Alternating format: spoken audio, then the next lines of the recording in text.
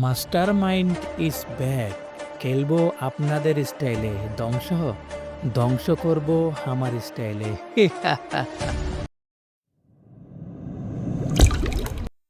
পরিবেশটা যেন থমথমে নিস্তেজ করে তুলেছে রাত ঠিক 1:40 যেন পরিবেশটা এক অন্যরকম করে তুলেছে। নির্জন রাস্তা, কোনো মানুষের আনাগোনা নেই। সেই রাস্তার মাঝখানে অজানা এক আগন্তুক, পরনে কালো জ্যাকেট, মুখে কালো মাস্ক পরিহিত এক আগন্তুক বাইকের উপর বসে সিগারেট টানছে।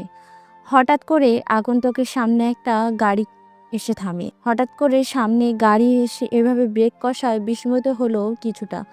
গাড়ি থেকে নেমে আগন্তুকের সামনে গিয়ে রাকিব নামে ছেলেটি বলে উঠল।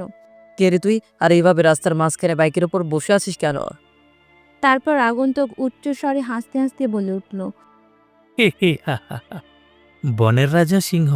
সিংহ যখন জঙ্গলে শিকার করতে নামে, তখন সে জঙ্গলটাকে নিজের আয়ত্তে নিয়ে এসে শিকার করতে নামে। হে হে হা। ওপাশ থেকে রাকিব বলে উঠল।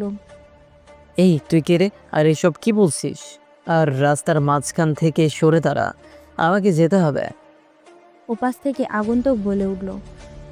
আমি হলাম তোর মৃত্যু। তারপর অজানা আগন্তুক তার বন্দুক বের করে, রাকিবের পায়ে গুলি চালায়।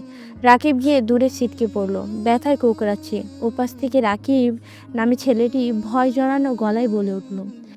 কে কে কে কে তুই? আমাকে মারিস না, আমাকে ছেড়ে দে।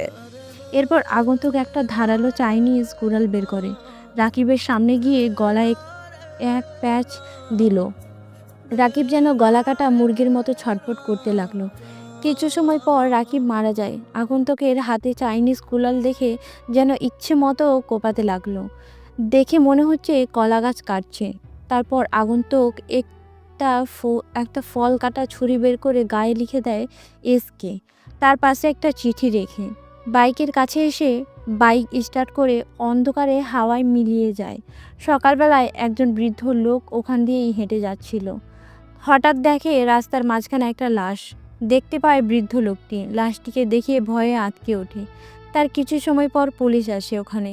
পুলিশ অফিসার রেজওয়ান লাশের কাছে এসে লাশটিকে পর্যবেক্ষণ করতে থাকে। এমন সময় হাবিলদার এসে বলতে লাগলো। স্যার, লাশের পাশে এই চিঠিটা পাওয়া গেছে। ওপাশ থেকে পুলিশ অফিসার রেজওয়ান চিঠি হাতে নিয়ে খুলে পড়তে শুরু করে। Master mind is back. খেলবো আপনাদের স্টাইলে, ধ্বংস করব আমার স্টাইলে।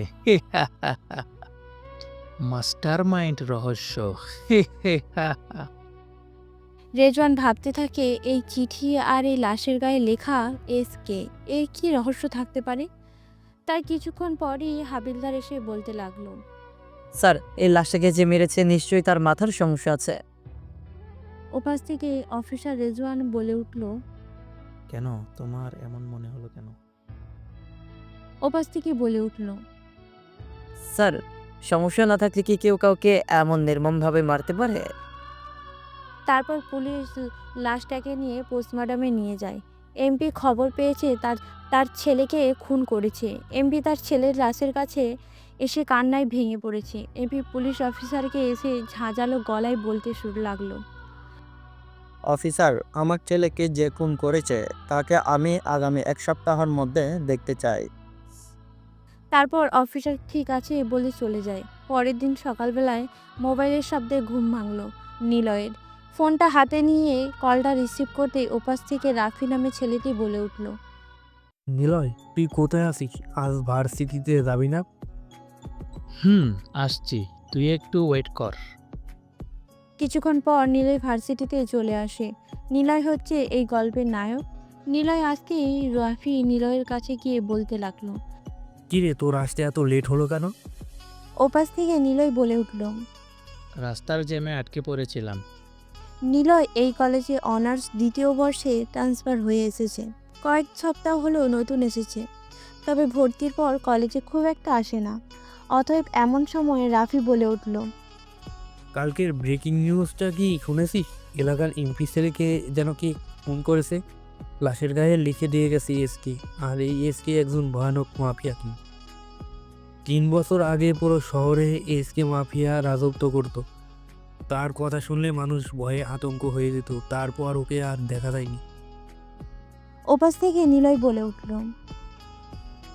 তুই কি এসকে কে কখনো দেখেছিস? ওপাশ থেকে রাফি বলে উঠল। না, তাকে কখনো কেউ দেখেনি আজ পর্যন্ত।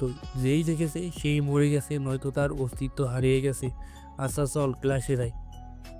তারপর ওরা দুজন ক্লাসরুমে চলে যায়। এখনও স্যার আসেনি। ওরা দুজন বসে আছে ক্লাসে। সবাই নিলয়কে দেখে হাসতে লাগছে, কারণ নিলয় দেখতে একদম খ্যাত টাইপের। সে কারণে তার সাথে কেউ কথা বলে না, শুধু রাফি ছাড়া। নিলয় যেদিন কলেজে ভর্তি হয় তখন থেকে রাফির সাথে পরিচয় হয় নিলয়ের। কিছু সময় পর স্যার একটি মেয়েকে নিয়ে ক্লাসে প্রবেশ করে। সবার উদ্দেশ্যে বলতে লাগলো। গুড মর্নিং স্টুডেন্ট, তোমরা সবাই কেমন আছো? তোমাদের সাথে পরিচয় করিয়ে দিই। এ হলো জান্নাত, আজ থেকে তোমাদের নতুন বান্ধবী। পরিচয় হয়ে নাও, বাই। তারপর স্যার ক্লাসরুম থেকে চলে যায়। জান্নাত আক্তার। জান্নাত হচ্ছে আমাদের এই গল্পের নায়িকা। দেখতে অনেক সুন্দর, স্মার্ট, রূপবতী। তারপর জান্নাত নিলয়ের দিকে তাকিয়ে থাকে কিছুক্ষণ। তারপর জান্নাত ক্লাসে শুধু নিলয়ের দিকে কিছু সময় পর পর দেখতে থাকে। তার মনে মনে ভাবতে থাকে, এই ছেলেকে দেখে আমার এমন কেন মনে হচ্ছে আমার অনেক কাছের কেউ। জান্নাত এসব ভাবতে লাগে। কিছু সময় পর ক্লাস শেষ করে চলে আসে সবাই। ক্যাম্পাস মাঠে নিলয়কে দেখে সবাই মজা নিতে থাকে। ওরা সবাই নিলয় মাথা নিচু করে নেয়, যেন ওখান থেকে চলে যেতে নিলেই জান্নাতের সাথে ধাক্কা খায়। আকস্মিক ধাক্কা খাওয়ায় ঠাস ঠাস করে দুটো চড় বসিয়ে দেয় আর বলতে লাগে, কুত্তার বাচ্চা, চোখে দেখতে পাস না? তোদের মতো ছেলেদের না আমার ভালো করেই জানা আছে, মেয়ে দেখলেই শুধু গায়ে পড়তে মন চায়, তাই না? হুম হুম। এই বলে জান্নাত সেখান থেকে চলে যায়। আর নিলয় গালে হাত দিয়ে দাঁড়িয়ে আছে। আর ক্যাম্পাসের সকল ছাত্রছাত্রীরা হাসতে থাকে। রাফি নিলয়ের কাছে এসে কলেজ থেকে বাসায় চলে যায়। রাতের বেলায় অজানা এক আগন্তুকের ফোনে একটা কল আসে। কলটি রিসিভ করতেই ওপাশ থেকে রহিম নামে ছেলেটি বলে উঠল, ভাই, আজকে রাতে মিশন আছে। খবর পেয়েছি আজকে রাতে উত্তর হাইওয়ের কাছে কিছু মেয়েদের বিদেশে পাচার করা হবে। আর এটাও জেনেছি এটা টিজি গ্যাংয়ের লিডারের কাজ। ওখানে গ্যাংয়ের লিডারও থাকবে। তারপর ওপাশ থেকে আগন্তুক বলে উঠল, তোরা সব রেডি কর, আমি আসছি। মাস্টার মাইন্ড গেম খেলবো, শুরু মাত্র। সবাই খেলে রং দিয়ে হোলি, আর আমি খেলবো রক্ত দিয়ে হোলি। তারপর আগন্তুককে জোরে জোরে হাসতে থাকে। এর কিছু সময় পর আগন্তুক বেরিয়ে যায় তার গন্তব্যে। কিছু সময় যাওয়ার পর সেখানে পৌঁছে যায়। সেখানে গিয়ে দেখে একটা ট্রাকে অনেকগুলো মেয়েদের চিৎকার শোনা যাচ্ছে। আগন্তুক সেখানে পৌঁছতেই একটি লোক বলে উঠল, এই কে রে তুই, এখানে কিভাবে এলি? আর জানিস আমরা কার? আমরা হলাম ডিজে গ্যাংয়ের লোক। তারপর আগন্তুক তার ধারালো চাইনিজ কোরালটা বের করে। আশেপাশের লোকগুলোর কলা গাছের মতো কোপাতে থাকে, যেন রক্তের লাল করে ফেলছে জায়গাটা। কিছুক্ষণ পর তাদের লিডার সেখানে উপস্থিত হয়। এসব দেখে ডিজে দেখে তার লোকগুলো মৃত লাশ হয়ে পড়ে আছে। সামনে তাকাতেই দেখে একজন আগন্তুক হাতে চাইনিজ কোরাল নিয়ে বসে আছে। এসব দেখে ডিজে বলতে শুরু করে, এই কে তুই? আর আমার লোকগুলোকে মালি কেন? তারপর আগন্তুক উচ্চস্বরে হাসতে হাসতে বলে উঠল, সিংহের গুহায় শিকার কখনো নিজে থেকে আসে না। মাস্টার মাইন্ড জগতের কিং। তোরা এই শহরে কেবল মহিলা মাত্র, তোদের মৃত্যু। আগন্তুক জোরে জোরে হাসতে শুরু করে। এক নিমেষেই আগন্তুকের ডিজে গ্যাংয়ের লিডারের কাছে গিয়ে তার হাত দিয়ে আঘাত করে। ডিজে চিৎকার করে ওঠে ব্যথায়। এরপর আগন্তুক বলে উঠল, বল, তোদের বসকে বল। ওপাশ থেকে ডিজে কাঁদো কাঁদো অবস্থায় বলে উঠল, ভাই, আমাকে মারবেন না, আমাকে ছেড়ে দিন। আমি বলছি এই এলাকার এমপি। এটা শোনার পর আগন্তুকের চাইনিজ কোরালটা নিয়ে ইচ্ছে মতো কোপাতে থাকে। তার শরীরটাকে ক্ষত বিক্ষত করে দেয়।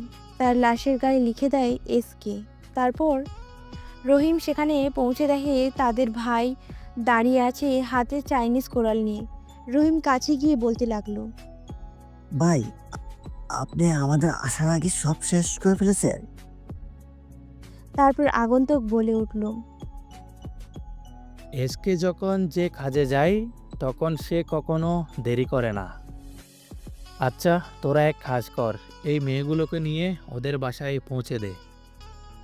এই বলে এসকে তার বাইকটা নিয়ে অন্ধকারে মিলিয়ে যায়। এরপর রহিম মেয়েগুলোর কাছে যেতেই মেয়েগুলো রহিমকে দেখে ভয় পেতে লাগলো। রহিম বলতে লাগলো, আপনারা প্লিজ ভয় পাবেন না, আমরা আপনাদের কোনো ক্ষতি করব না। আমরা আপনাদেরকে সবার বাসায় পৌঁছে দেব। তারপর রহিম ওখান থাকার সব মেয়েদেরকে নিয়ে ওর লোকেরা মিলে সবাইকে সবার বাসায় পৌঁছে দেয়। সকালবেলায় খবরে নিউজে ছাপানো হয়, ব্রেকিং নিউজ, আমি সাজিদ আপনাদের মাঝে একটি খবর নিয়ে হাজির হয়েছি। গতকাল রাতে কে বা কারা এই শহরের সবচেয়ে বড় ভয়ঙ্কর সন্ত্রাসী ডিজেকে হত্যা করেছে। বিস্তারিত আমরা চলে যাচ্ছি পুলিশ অফিসারের কাছে। ওপাশ থেকে পুলিশ অফিসার বলে ওঠে, দেখুন, এই খুনগুলো কে বা কারা করছে আমরা তদন্ত করে খুব তাড়াতাড়ি খুনিকে আইনের আওতায় নিয়ে আসব। ওপাশ থেকে সাংবাদিক বলে উঠল, তো দর্শক বিন্দু, আপনারা দেখতে পেলেন। বিস্তারিত জানতে আমাদের সাথেই থাকুন 24 টিভি। তারপর হাবিলদার আসে অফিসার রেজওয়ানের কাছে এসে বলতে লাগে, স্যার, আগের মতো লাশের পাশে একটা চিঠি পেয়েছি। জঙ্গলে সিংহ যখন গর্জে ওঠে তখন কিছু প্রাণী ভয়ে আতঙ্ক হয়ে যায়। আর মি কেবল আতঙ্ক নয়, আমি ইতিহাস। তারপর রেজওয়ান চিঠিটা পড়ে শেষ করে। তারা লাশগুলোকে পোস্টমর্টমের জন্য পাঠিয়ে চলে আসে পুলিশ স্টেশনে চলে আসে।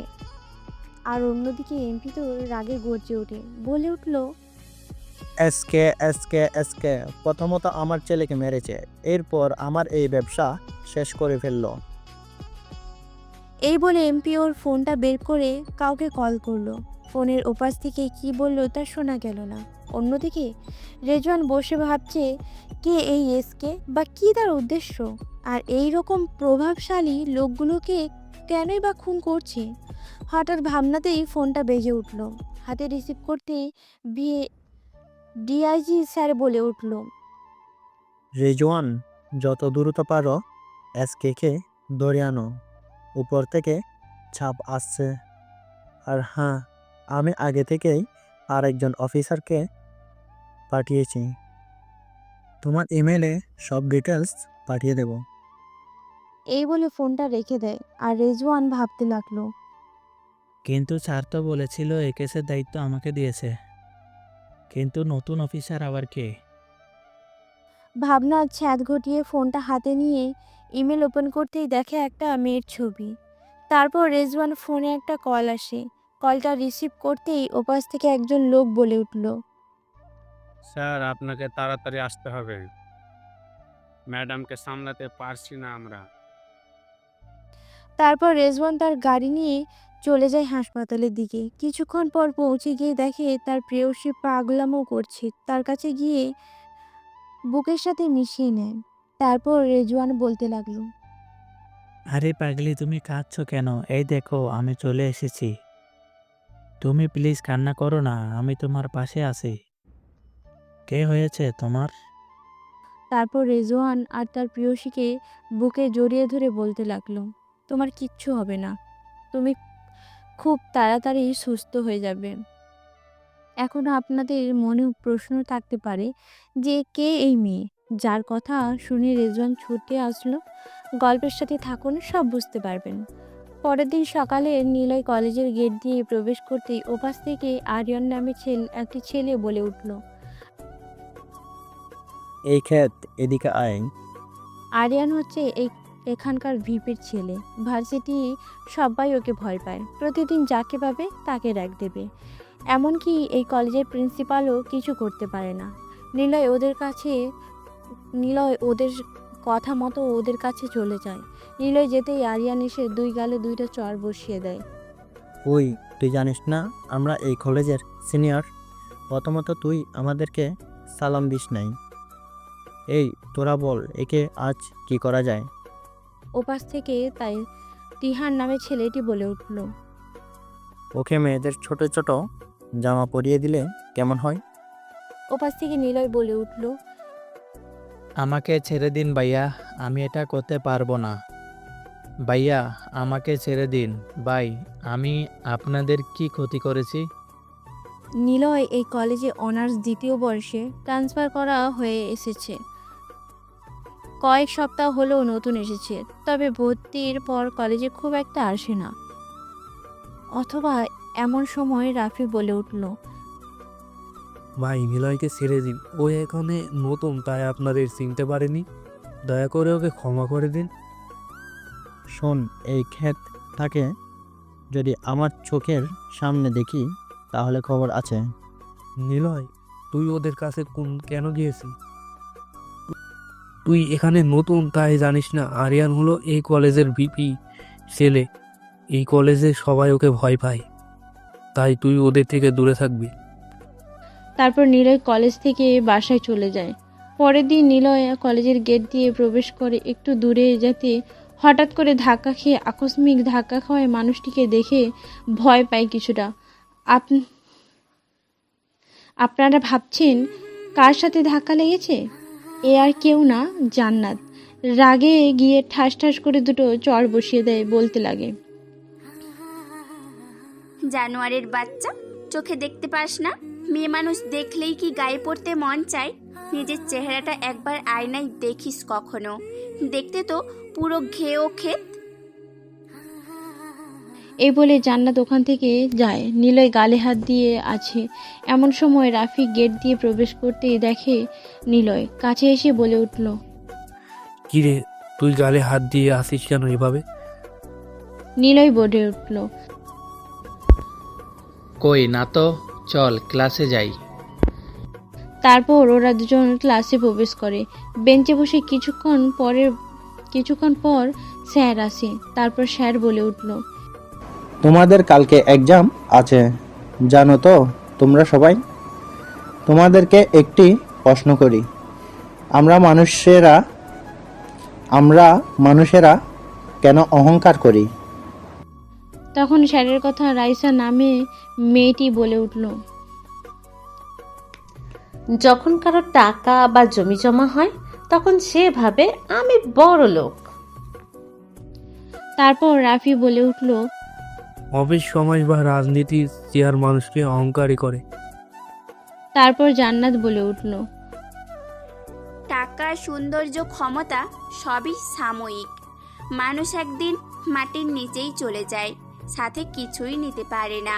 শুধু ভালো কাজ আর বিনয়ী আচরণই থেকে যায় মানুষের স্মৃতিতে। তারপর সবাই যে যার মতো উত্তর দিতে থাকে। স্যার বলে উঠল। আর কারোর কিছু বলার আছে? নিলয় দাঁড়িয়ে বলে। স্যার, আমরা মানুষেরা কেন এত অহংকার করি? তার কারণ আসলে অহংকার আসে তখনই যখন আমরা ভুলে যাই সব কিছুই সাময়িক, সব কিছুই ক্ষণস্থায়ী। যে সৌন্দর্য নিয়ে আমরা গর্ব করি তা একদিন মুছে যাবে। যে টাকা বা পদমর্যাদা নিয়ে আমরা অহংকার করি তা মৃত্যুর সাথে এক মুহূর্তেই শেষ হয়ে যাবে। ইসলামেও বলা হয়েছে, আল্লাহ অহংকারকারীদের পছন্দ করে না, কারণ অহংকার মানে নিজের অবস্থানকে অন্যদের চেয়ে বড় মনে করা, অথচ সৃষ্টিকর্তার কাছে সবাই সমান। এতক্ষণ ধরে নিলয়ের কথাগুলো শুনছিল স্যার। কথাগুলো শুনে স্যার আর ক্লাসে সবাই হাততালি দিতে থাকে। স্যার ধন্যবাদ বলে ক্লাস শেষ করে চলে যায়। তারপর নিলয় কলেজ ক্যাম্পাস থেকে বেরিয়ে চলে আসে। সবাই ক্লাস শেষ করে চলে আসে স্যার। তারপর নিলয় কলেজ ক্যাম্পাস থেকে বেরিয়ে চলে আসে বাসায়। অন্যদিকে জান্নাত ওর বাসায় চলে আসে। ফ্রেশ হয়ে জান্নাত ওর ল্যাপটপে বসে কাজ করতে লাগে। এমন সময় বাসা গেটের দারোয়ান চাচা ভেতরে প্রবেশ করে বলে উঠল। জান্নাত মা, একজন লোক এসে তোমাকে এটা দিতে বলল, এই গিফটটা। আমি জিজ্ঞেস করায় আপনি নাকি তাকে চিনেন। দারোয়ান জান্নাতকে গিফটটা হাতে দিয়ে যে চলে যায়। জান্নাত ভাবতে থাকে কে দিল এই গিফট, এই সব ভাবতে থাকে। জান্নাত গিফটটা খুলে দেখে ভেতরে একটা চিঠি আর একটা ম্যাগাজিনের বই। বইটি হাতে নিয়ে পড়তে থাকে এসকে দ্য রকস্টার কিং। ছবিতে বসে আছে, মুখে কালো মাস্ক, পরনে কালো জ্যাকেট আর ওপরে লেখা এসকে। নিচে বড় বড় অক্ষরে লেখা আছে মাফিয়া দ্য রকস্টার কিং। সে খেয়াল করলো হাতে একটা ড্রাগনের ট্যাটু। জান্নাত দেখতে একটা চিঠি, তারপর চিঠিটা হাতে নিয়ে খুলে পড়তে লাগলো। তুমি যাকে খুঁজে বেড়াচ্ছ সে কেবল একজন রহস্য মাত্র। তুমি এই রহস্য উন্মোচন করতে যেও না, নয়তো তুমি নিজেই রহস্যের মধ্যে পড়ে যাবে। তুমি তাকে খুঁজো যে তোমার বাবাকে খুন করেছে। তুমি তাকে খুঁজো যে তোমার আশেপাশে ছায়া হয়ে আছে, যেটা তোমার জীবনের অস্তিত্ব। দেখা হবে কোনো এক অজানায়। চিঠিটা পড়া শেষ করে জান্নাত দেখে গিফটের ভেতর একটা ছোট্ট পেন ড্রাইভ। ওটা হাতে নিয়ে ল্যাপটপে ওপেন করতেই একটা ভিডিও।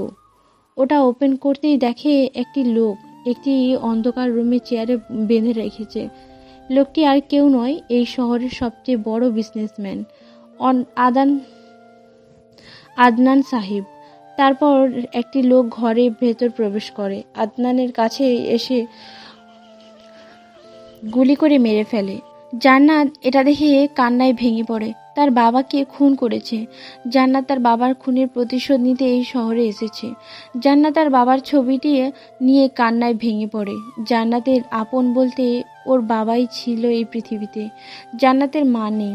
জান্নাতের যেই দিন জন্ম হয় সেই দিন হসপিটালে মৃত্যুবরণ করে তার মা। ছোট থেকে বড় হয়েছে তার বাবার কাছে। অতএব জান্নাত বলে উঠল,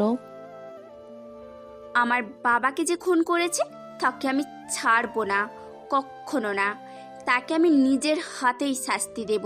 ছাড়বো না, তাকে ছাড়বো না। এই বলে জান্নাত তার ল্যাপটপ নিয়ে বসে বসে কিছু ইনফরমেশন বের করার চেষ্টা করতে থাকে। অন্যদিকে পুলিশ অফিসার রেজওয়ান চলে আসে একটা ফ্ল্যাটে। ভেতরে ঢুকতেই চলে যায় একটি রুমে, দেখে তার বউ শুয়ে আছে। কাছে গিয়ে আলতো করে কপালে একটা ভালোবাসার পরশ রেখে দেয়। তারপর রেজওয়ান ফ্রেশ হতে চলে যায়। কিছুক্ষণ পর কাজের লোক এসে খাবার দিয়ে যায়। তারপর রেজওয়ান স্ত্রীকে ডেকে খাবার খাইয়ে দেয়। খাবার খাওয়া শেষ করে রেজওয়ান তার স্ত্রীকে নিয়ে শুয়ে পড়ে। এমন সময় রেজওয়ান বলে উঠল, রিয়া, তোমার বাবা মাকে যারা যারা হত্যা করেছে, তোমার যে এই অবস্থা করেছে, তাদের সবার অবস্থা ভয়াবহ হবে। রেজওয়ান এই বলে তার প্রেয়সীকে বুকে জড়িয়ে নিয়ে ঘুমের রাজ্যে পাড়ি দেয়। পরের দিন সকালে কলেজের গেট দিয়ে প্রবেশ করছে নিলয়। কিছু দূর যেতেই দেখে আরিয়ান একটি মেয়েকে র‍্যাগ দিচ্ছে। নিলয় দেখে ওই মেয়েটা ওড়না নিয়ে টানছে ওরা। নিলয় সেখানে গিয়ে মেয়েটির ওড়নাটা নিয়ে মেয়েটিকে দিয়ে দেয়। এতে আরিয়ান প্রচুর রেগে যায় আর বলে, তোর বাচ্চা, তোকে আমি আজকে ওই সবাইকে মার। এই বলে ওরা সবাই নিলয়কে মারতে থাকে। মারতে মারতে রক্তাক্ত করে দেয়। তারপর ওখানে রাফি আসতেই দেখে নিলয় রক্তাক্ত অবস্থায় পড়ে আছে। রাফি নিলয়ের কাছে যেতেই বলতে লাগলো, নিলয়, তোর এই অবস্থা হলো কি করে? অন্যদিকে জান্নাতও হেঁটে যাচ্ছিল। হঠাৎ দেখতে পেল নিলয় পড়ে আছে রক্তাক্ত অবস্থায়। জান্নাত সেখানে গিয়ে নিলয়কে নিয়ে হাসপাতালে চলে আসে। জান্নাত একটু পর ডাক্তার বেরিয়ে আসে। রাফি ডাক্তারের উদ্দেশ্যে বলে উঠল, ডাক্তার, আমার বন্ধু এখন কি অবস্থা? তারপর ডাক্তার বলে উঠল, রোগীর অবস্থা এখন মোটামুটি ভালো আছে, তবে কিছুদিন দেশ থাকতে হবে। জান্নাত বলে উঠল, আমরা কি এখন দেখা করতে পারি? ডাক্তার বলে উঠল, হ্যাঁ, পারেন। তারপর জান্নাত আর রাফি ভেতরে প্রবেশ করে। রাফি বলে উঠল, এখন তোর কেমন লাগছে? আর তোকে কতবার মানা করেছি আরিয়ানের কাছে কখনোই যাবি না। আচ্ছা, যাই হোক, আমি বাইরে যাচ্ছি খাবার আনতে। এই বলে সেখান থেকে চলে যায় রাফি। আর জান্নাতের হঠাৎ করে একদিকে চোখ আটকে যায়, দেখে নিলয়ের হাতে একটা ড্রাগনের ট্যাটু আঁকা। জান্নাত মনে করার চেষ্টা করে কোথায় যেন দেখেছে এই ট্যাটু, কিন্তু মনে করতে পারছে না। জান্নাত বলে উঠল, সরি, তোমাকে সেই দিন কলেজে সবার সামনে চড় মেরেছি, আমাকে ক্ষমা করে দিও নিলয় প্লিজ। আর তুমি এইখানে থাকো কোথায়?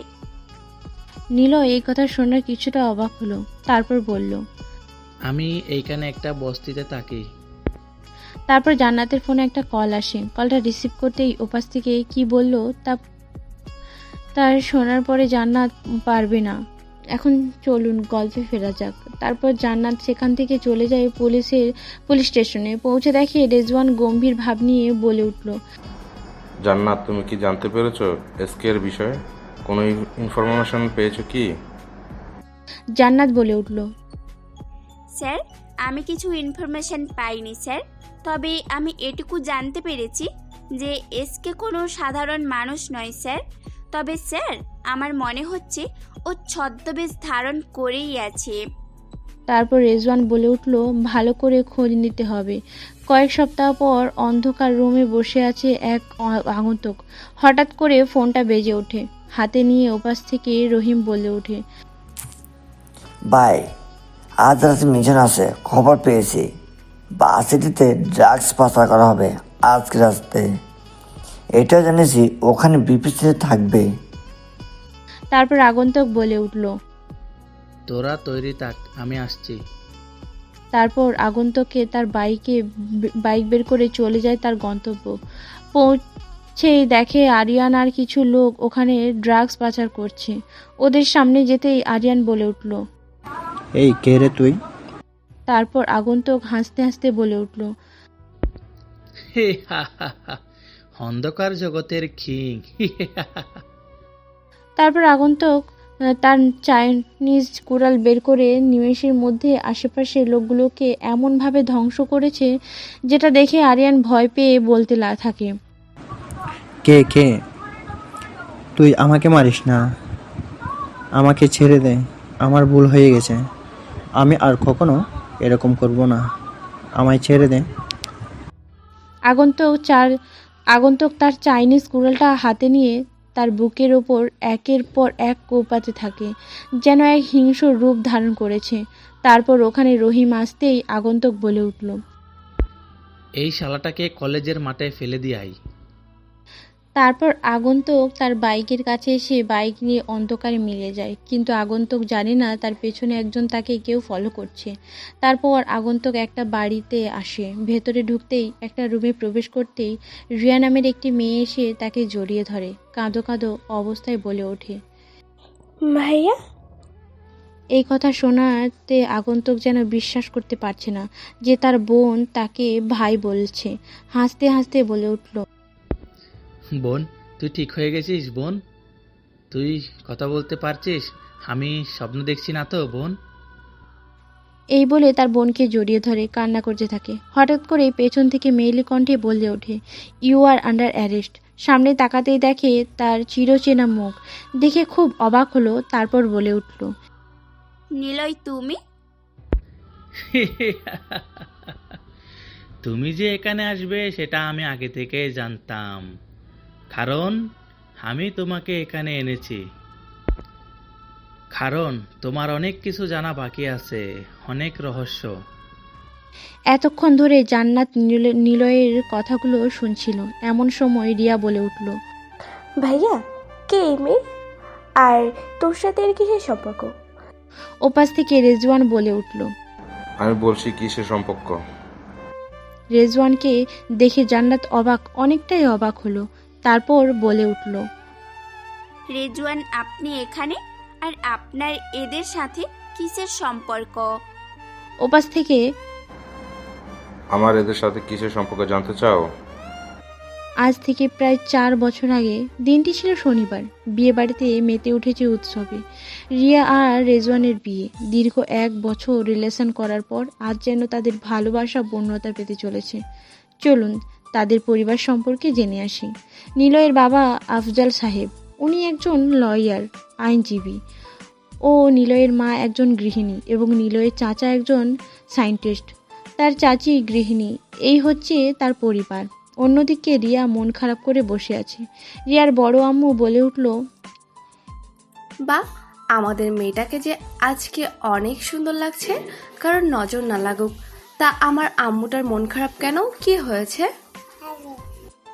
এসব বলতেছিল তখনই রিয়া বলে উঠল, দেখো না বড় আম্মু, আজকে আমার বিয়ে, অথচ নিলয় ভাইয়েরই কোনো খোঁজ নেই। আরে পাগলি মেয়ে, এটা নিয়ে কেউ চিন্তা করে? নিলয় বলেছে তো চলে আসবে, পাগলি একটা। এই বলে বড় আম্মু নিচে চলে যায়। কিছুক্ষণ পর নিলয় বাড়িতে পৌঁছে যায়। ভেতরে ঢুকতেই তার বাবাকে এসে জড়িয়ে ধরে বলে উঠল, বাবা, তুমি কেমন আছো? ভালো আছি বাবা, তুই কেমন আছিস? তোর তো আগামী পরশু আসার কথা, আজ এলি যে? নিলয় তার বাবাকে বলল, আমি ব্যস্ত ছিলাম কাজে। বাড়ির সবাই নিলয়কে দেখতে পেয়ে সবাই যেন খুব খুশি হয়ে পড়েছে। এতদিন পর দেশে ফিরেছে। নিলয় তার মাকে বলে উঠল, মা, তোমার মেয়ে কোথায়? ওপরে আছে, তোর জন্য মন খারাপ করে বসে আছে, তোর জন্য অপেক্ষা করছি, যা গিয়ে বোনের রাগ ভাঙা। নিলয় তার মায়ের কথা মতো ওপরে চলে যায়। পৌঁছাতেই রিয়া দু চোখে হাত দিয়ে ধরতেই রিয়া পেছনে ফিরেই দেখে তার ভাই এসেছে। রিয়া নিলয়কে জড়িয়ে ধরে কান্না করতে থাকে। রিয়া বলে ওঠে, ভাইয়া, তুই জানিস আমি তো কত মিস করেছি। আরে পাগলি বোন আমার, তুই কান্না করছিস কেন? আজ তোর বিয়ে, এরকম শাকচুন্নিদের মতো কান্না করলে তোর জামাই এসে বলবে আমার বউটা পেতনিদের মতো হয়ে গেছে। ভাইয়া ভালো হবে না বলে দিচ্ছি। নিলয় সেখান থেকে দৌড়ে চলে যায় তার রুমে। ফ্রেশ হয়ে নিচে নামতেই দেখে বাড়িতে মেহমান। বিয়ে বাড়ি বলে কথা। নিলয়ের বাবা একটি লোকের সাথে কথা বলছিল। হঠাৎ নিলয়কে ডাক দিলে আর বলল, নিলয়, এনাকে চিনতে পারছিস? এ হচ্ছে তোর আঙ্কেল। ছোটবেলায় আঙ্কেলের বাসায় বেড়াতে যেতিস। নিলয় মাথা নাড়িয়ে না সম্মতি জানালো। তারপর তার বাবা সব বলল। যা শুনে নিলয় বুঝতে পারলো। দেখতে দেখতে বরযাত্রী চলে আসে। সবাই বর এসছে বলে উৎসবে মেতে উঠছে। গেট পেরিয়ে বরের আসনে বসানো হলো বরকে। তার কিছু সময় পর কাজী সাহেব এসে বিয়ে পড়িয়ে দিলেন। ওদের বিয়েটা হয়ে গেল। দেখতে দেখতে বিদায়ের সময় চলে আসলো। রিয়া কান্না করছে এবং তাকে সান্ত্বনা দিচ্ছে। নিলয় তার বোনকে জড়িয়ে ধরে কান্না করছে। নিলয় সান্ত্বনা দিয়ে গাড়ির ভেতর বসিয়ে দিল। তারপর রেজওয়ানের নিলয়ের কাছে এসে বলে উঠল, তুইও তৈরি হ বন্ধু, খুব তাড়াতাড়ি বউয়ের প্যারা নিতে। এই বলে মুচকি হাসি দিয়ে চলে যায়। নিলয় মনে মনে বলছে, যা যা সব শুরু, আরও কত কিছু বাকি আছে তোর জন্য। মনে মনে এই কথাগুলো বলছিল নিলয়। কয়েকদিন পর আদনান সাহেব একদিন নিলয়দের বাসায় আসে। আফজাল সাহেব বলে উঠল, কেন তোকে দেখে মনে হচ্ছে তুই কিছু একটা নিয়ে চিন্তিত আছিস। কেন, কিছু কি হয়েছে? আসলে এই শহরের কিলারকে তো তুই জানিস। আসলে ওর কিছু খারাপ কাজের কিছু তথ্য আমার কাছে আছে, আর ওগুলো আমি আইনে হাতে তুলে দেই। তাই অনেকবার আমার উপর হামলা করেছিল। আফজাল সাহেব এটা শোনার পর কিছু সময় ভাবলো আর বলল, তুই কিছু চিন্তা করছিস না, আমি এই কেসটা দেখবো। আচ্ছা, এবার আমাদের সময় এসে গেছে। ছেলে মেয়ের বিয়ে। এই কথাগুলো বলতেছিল। কিছু সময় পর ওদের বাড়ির সবাই উপস্থিত হয়ে সেখানে। আদনান সাহেব বলে আমার মেয়ে আগামী মাসে দেশে ফিরলে বিয়ের দিন ঠিক করা হবে। এসব নিয়ে আলোচনা করতে থাকে ওরা। অন্যদিকে নিলয়ের ফোনে একটা কল আসে। রিসিভ করতেই ওপাশ থেকে মেয়েলি কণ্ঠে বলে ওঠে তার বড় আব্বু। নিলয়, তুই একটু আমার ল্যাবে আসতো। নিলয় আসছি বলে ফোনটা রেখে চলে যায়। কিছু সময় পর নিলয় তার বড় আব্বুর ল্যাবে পৌঁছয়। ভেতরে প্রবেশ করে নিলয় আসতেই তার বড় আব্বু তাকে জড়িয়ে ধরে বলে উঠল, আমি পেরেছি।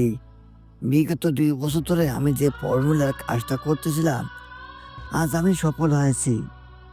বাবা, তুই এখানে বস।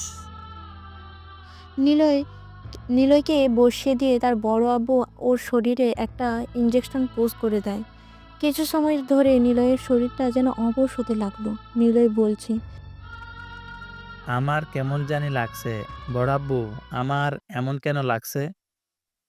কিছু সময় পর আবার আগের মতো স্বাভাবিক হয়ে যায়। নিলয়ের চাচা বলে উঠল, এই ফর্মুলা আমি তোকে দিলাম। আজ থেকে তুই একজন সাধারণ মানুষ না, তোর ভিতর এমন একটা শক্তি প্রয়োগ করা হয়েছে যেটা তুই একটু পর বুঝতে পারবি বাবা। এখন চল, বাসায় যেতে হবে। নিলয় আর তার বড় আব্বুর বসার দিকে রওনা দিল। রাস্তা দিয়ে যেতে যেতে হঠাৎ দেখে একটা গাড়ি খাদে পড়ে যাচ্ছে। নিলয় গাড়ি থামিয়ে বের হয়। এক নিমেষেই গাড়িটা খাদে পড়ে যেতে নিলে নিলয় পেছন থেকে টেনে তোলে গাড়িটাকে। গাড়ির ভেতরে লোকটা অজ্ঞান হয়ে পড়ে আছে। নিলয় বুঝতে পারে তার বড় আব্বু কি বলেছিল তখন। নিলয় আর বড় আব্বু সেই লোকটিকে নিয়ে হাসপাতালে চলে যায়। একটু পর লোকটিকে এভাবে দেখতে দেখতে প্রায় 1 সপ্তাহ কেটে যায়। অন্যদিকে এমপি বলে উঠল, কিলার আমাদের একের পর এক সাম্রাজ্য নষ্ট করে দিচ্ছে। আদনান, ওকে কিছু একটা করতেই হবে। তোমার ছেলেকে যে মেরেছে সে হলো আমাদের চিরশত্রু। ওপাশ থেকে কিলার নামে লোকটি হাসতে হাসতে বলে উঠল, এখনো সময় এসে গেছে ওদেরকে শেষ করার।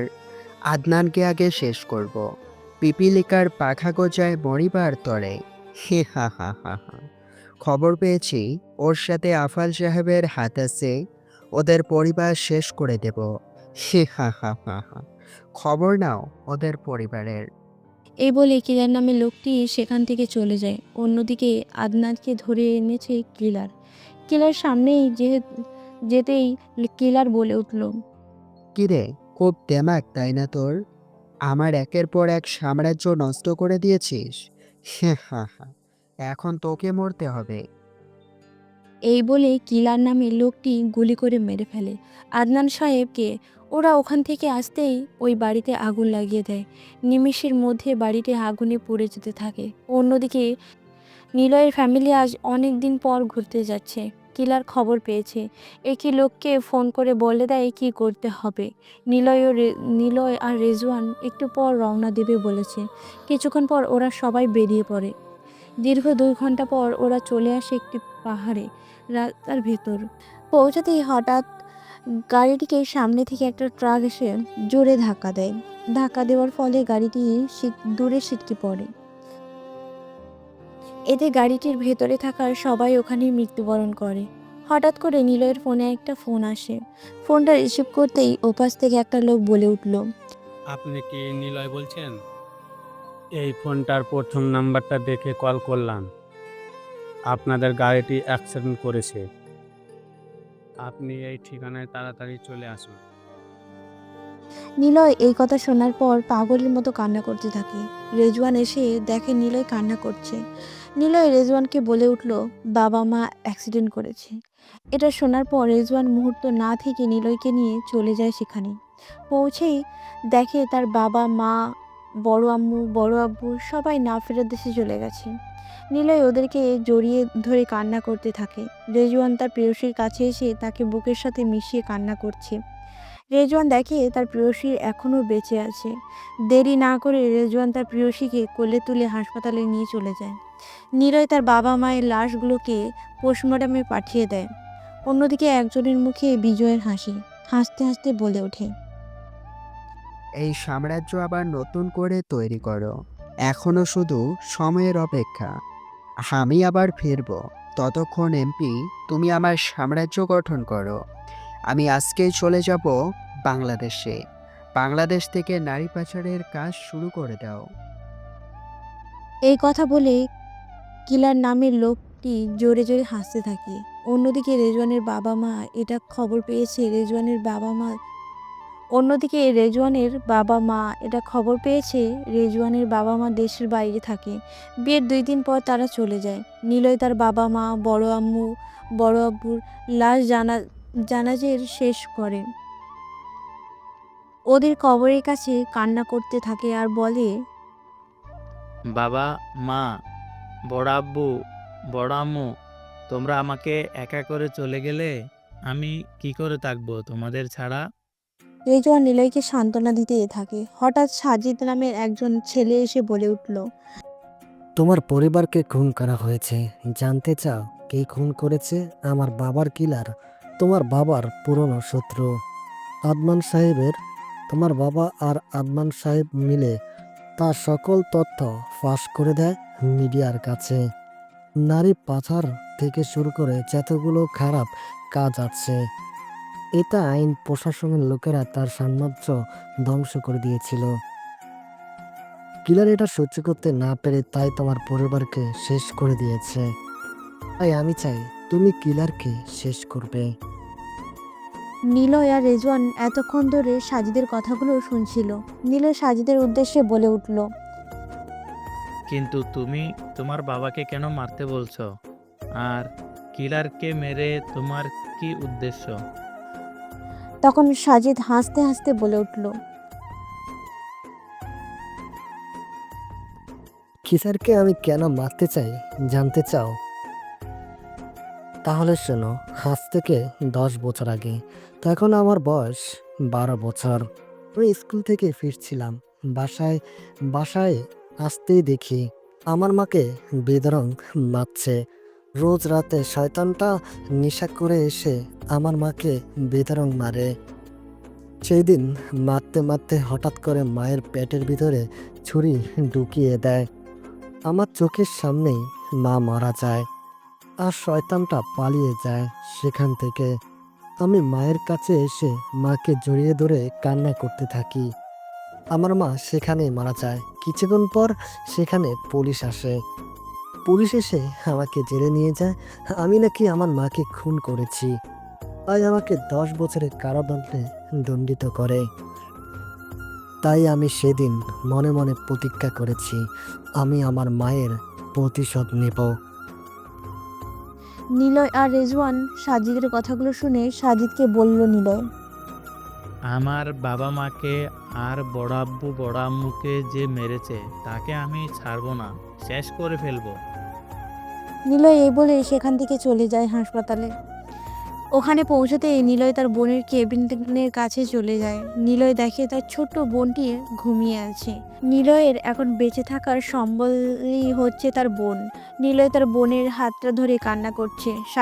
সাজিদ এসে নিলয়কে সান্ত্বনা দিচ্ছে। একজন নার্স এসে বলে, দেখুন, রোগীর অবস্থা ভালো না, এখানে কান্না করলে রোগীর সমস্যা হতে পারে, বাইরে যান বলছি। রেজওয়ান নিলয়কে বাইরে নিয়ে আসে। কিছু সময় পর একটি মেয়ে এসে বলল, আপনাদের স্যার যেতে বলেছে। দেরি না করে চলে যায় ডাক্তারের কেবিনে। গিয়ে ডাক্তার সাহেব নিলয় আর রেজওয়ানকে বসতে বলে। নিলয় বলে উঠল, ডাক্তার, আমার বোনের কি হয়েছে? আমার বোনের কিছু হবে না তো? আমার বোনের কিছু হলে আমি বাঁচব না ডাক্তার, আপনি যে করেই হোক আমার বোনকে বাঁচান। এই বলে নিলয় কান্না করছে। তখন ডাক্তার বলে উঠল, দেখুন, আপনি নিজেকে সামলান, এভাবে ভেঙে পড়বেন না। আগামী 72 ঘন্টার মধ্যে যদি জ্ঞান না ফেরে তাহলে কিছু বলা যাচ্ছে না, আর যদি না ফেরে তাহলে কোমায় চলে যাওয়ার সম্ভাবনা আছে। মাথায় বেশ গুরুতর আঘাত লেগেছে, তাই কিছু বলা সম্ভব হচ্ছে না। তারপর নিলয় আর রেজওয়ান ডাক্তারের সাথে আরও কিছু কথা বলে বাইরে চলে আসে। নিলয় সাজিদকে বলে উঠল, সাজিদ, আজ থেকে এই শহরে এক নতুন ভয়াবহ শুরু হবে, যার নাম শুনলে এবং ভয় এবং আতঙ্ক হয়ে যাবে। খিলারের যতগুলো ডেরা আছে আর যতগুলো সাম্রাজ্য আছে সব ধ্বংস করব। এই বলে নিলয় কিলারের যতগুলো খারাপ কাজ আছে সবগুলো এক এক করে ধ্বংস করতে শুরু করে দেয়। শুধু তাই নয়, নিলয় আর সাজেদ 1 মাসের মধ্যে তাদের একটি গ্যাং তৈরি করে, যার নাম এসকে দ্য মাফিয়া কিং। এই 1 মাসের মধ্যে এই শহরটাকে লাশের বন্যা বইয়ে দেয়। অন্যদিকে এমপি তো ভয়ে আছে। তখনই এমপির ফোনটা বেজে ওঠে। ফোনটা হাতে নিতেই ওপাশ থেকে বলে উঠল, এমপিকে তার পদ থেকে সরিয়ে দেওয়া হয়েছে। এটা শুনে এমপি রাগে শক্ত হয়ে যায়। অন্যদিকে কিলার এটা খবর পেয়ে রাগে ফেটে পড়ে। কিলার রাগে বলে উঠল, এসকে, আমি তোকে ছাড়বো না। তুই আমার তিলে তিলে করে সাম্রাজ্য ধ্বংস করেছিস, তোকে আমি ছাড়বো না। তৈরি থাক, শুধু সময়ের অপেক্ষা। অন্যদিকে নীলয় হাসপাতালে আসে তার বোনকে দেখতে। হাসপাতালে পৌঁছেই দেখে সেখানে সবাই উপস্থিত আছে। ডাক্তার এসে জানায় এই রোগীর চিকিৎসা দেশের বাইরে করলে তাড়াতাড়ি সুস্থ হয়ে যাবে। তাই রেজওয়ানের মা বাবা সিদ্ধান্ত নেয় যে তাদের বৌমাকে কানাডা নিয়ে যাবে। তাই নিলয়ও অমতি করেনি। সেদিনের পর থেকে নিলয়ের বোন কোমায় চলে যায়। তাই নিলয় তার বোনকে নিয়ে নিয়ে কানাডায় চলে যায়। দীর্ঘ 3 বছর ধরে কানাডায় চিকিৎসা হওয়ার পর জ্ঞান ফিরে আসে, তবে খুব একটা স্বাভাবিক হয়নি। তাই নিলয় ঠিক করে সে দেশে ফিরে যাবে। বাকি চিকিৎসা দেশে গিয়ে করাবে ঠিক করে নিলয়। বর্তমান এরপর তো কি হয়েছে আপনারা সবই জানেন। এতক্ষণ ধরে রেজওয়ানের কথাগুলো শুনছিল রিয়া আর জান্নাত। জান্নাত এসে নিলয়কে জড়িয়ে ধরে কান্না করতে থাকে। নিলয়ও জান্নাতকে জড়িয়ে ধরে। পরের দিন সকালবেলা ভার্সিটির ভিপির কান্নায় ভেঙে পড়ে।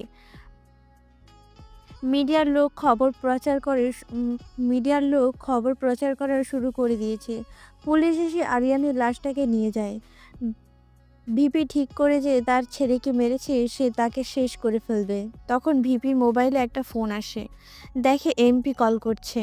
কলটা রিসিভ করতেই ওপাশ থেকে বলে উঠল, তোমার ছেলেকে যে মেরেছে সে হলো আমাদের চিরশত্রু। তাকে শেষ করা এত সহজ কাজ নয়। কাকে মাইন দিয়ে মারতে হবে। এই বলে ফোনটা রেখে দেয়। ভিপি ঠিক করে সে তার ছেলের খুনি শেষ করে ফেলবে। অন্যদিকে কিলার আজকে দেশে ফিরছে। এমপি কিলারের উদ্দেশ্যে বলে উঠল, যেভাবেই হোক এই এসকে মাফিয়াকে শেষ করতেই হবে। ওর জন্য আমি আমার ক্ষমতা হারিয়েছিলাম এক সময়। তাকে যেভাবেই হোক শেষ করতেই হবে। তখন ওখানে একটা লোক এসে কিলারের উদ্দেশ্যে বলে উঠল, বস, আমি খবর পেয়েছি এসকে ছদ্মবেশ ধারণ করে এই কলেজে এসেছে আর আপনার একের পর এক ডেরা ধ্বংস করে দিচ্ছে। তবে খবর পেয়েছি এসকের বোনও ওখানেই থাকে। ওকে তুলে আনলেই এসকে চলে আসবে। কিলার লোকটার কথা শুনে হাসতে হাসতে বলে উঠল, শত্রুকে ধ্বংস করতে হলে আগে তার দুর্বল স্থান খুঁজে বের করো, তাকে তুলে নিয়ে আয়। যা, সব সময় এসে গেছে তাকে দমন করা। পরের দিন নিলয়ের ফোনে একটা ফোন আসে। ফোনটা রিসিভ করতেই ওপাশ থেকে বলে উঠল, নিলয়, তোর বোন আর তোর ভালোবাসা এখন আমার কাছে বন্দী। তোকে 1 ঘন্টা সময় দিচ্ছি, এর মধ্যে যদি না আসিস তাহলে লাশ হয়ে যাবে। এই বলে কলটা কেটে যায়। নিলয় একটা মুচকি হাসি দেয়। ফোনটা হাতে নিয়ে রেজওয়ানকে ফোন করে বলে এই ঠিকানায় চলে যেতে। তার বোন আর জান্নাত কিডন্যাপ হয়েছে সেটা বলেনি। তারপর নিলয় রহিমকে কল করে বলে তার পুরো গ্যাং নিয়ে সেখানে যেতে। কিছু সময় পর রেজওয়ান সেখানে পৌঁছে যায়। দেখে সামনে রিয়া আর জান্নাতকে বেঁধে রেখেছে চেয়ারের সাথে। তখন একজন লোক হাতে ছুরি নিয়ে মারতে আসলে কোথা থেকে ইন্সপায়ারের গুলি এসে লোকটির বুকটা ঝাঁঝরা করে দেয়। হঠাৎ ইন্সপায়ারের গুলি আসায় ওরা বুঝতে পারছে না কোথা থেকে গুলিটা চালানো হচ্ছে। হঠাৎ নিমেষের মধ্যে ওখান থেকে কিছু লোকেদের গলা কাটা তো কারোর হাত কাটা।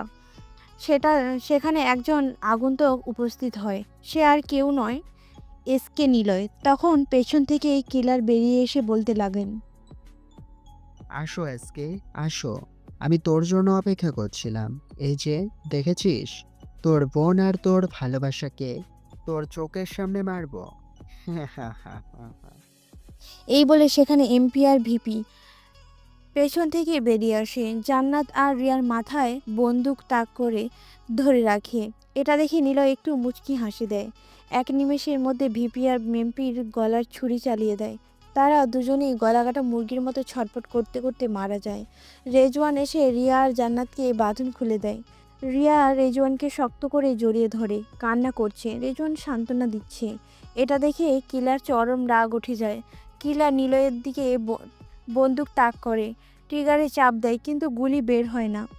কিলার জানে না যে নিলয় ওর বন্ধুকে গুলি বের করে নিয়েছে। তখন নিলয় হাসতে হাসতে বলে উঠল,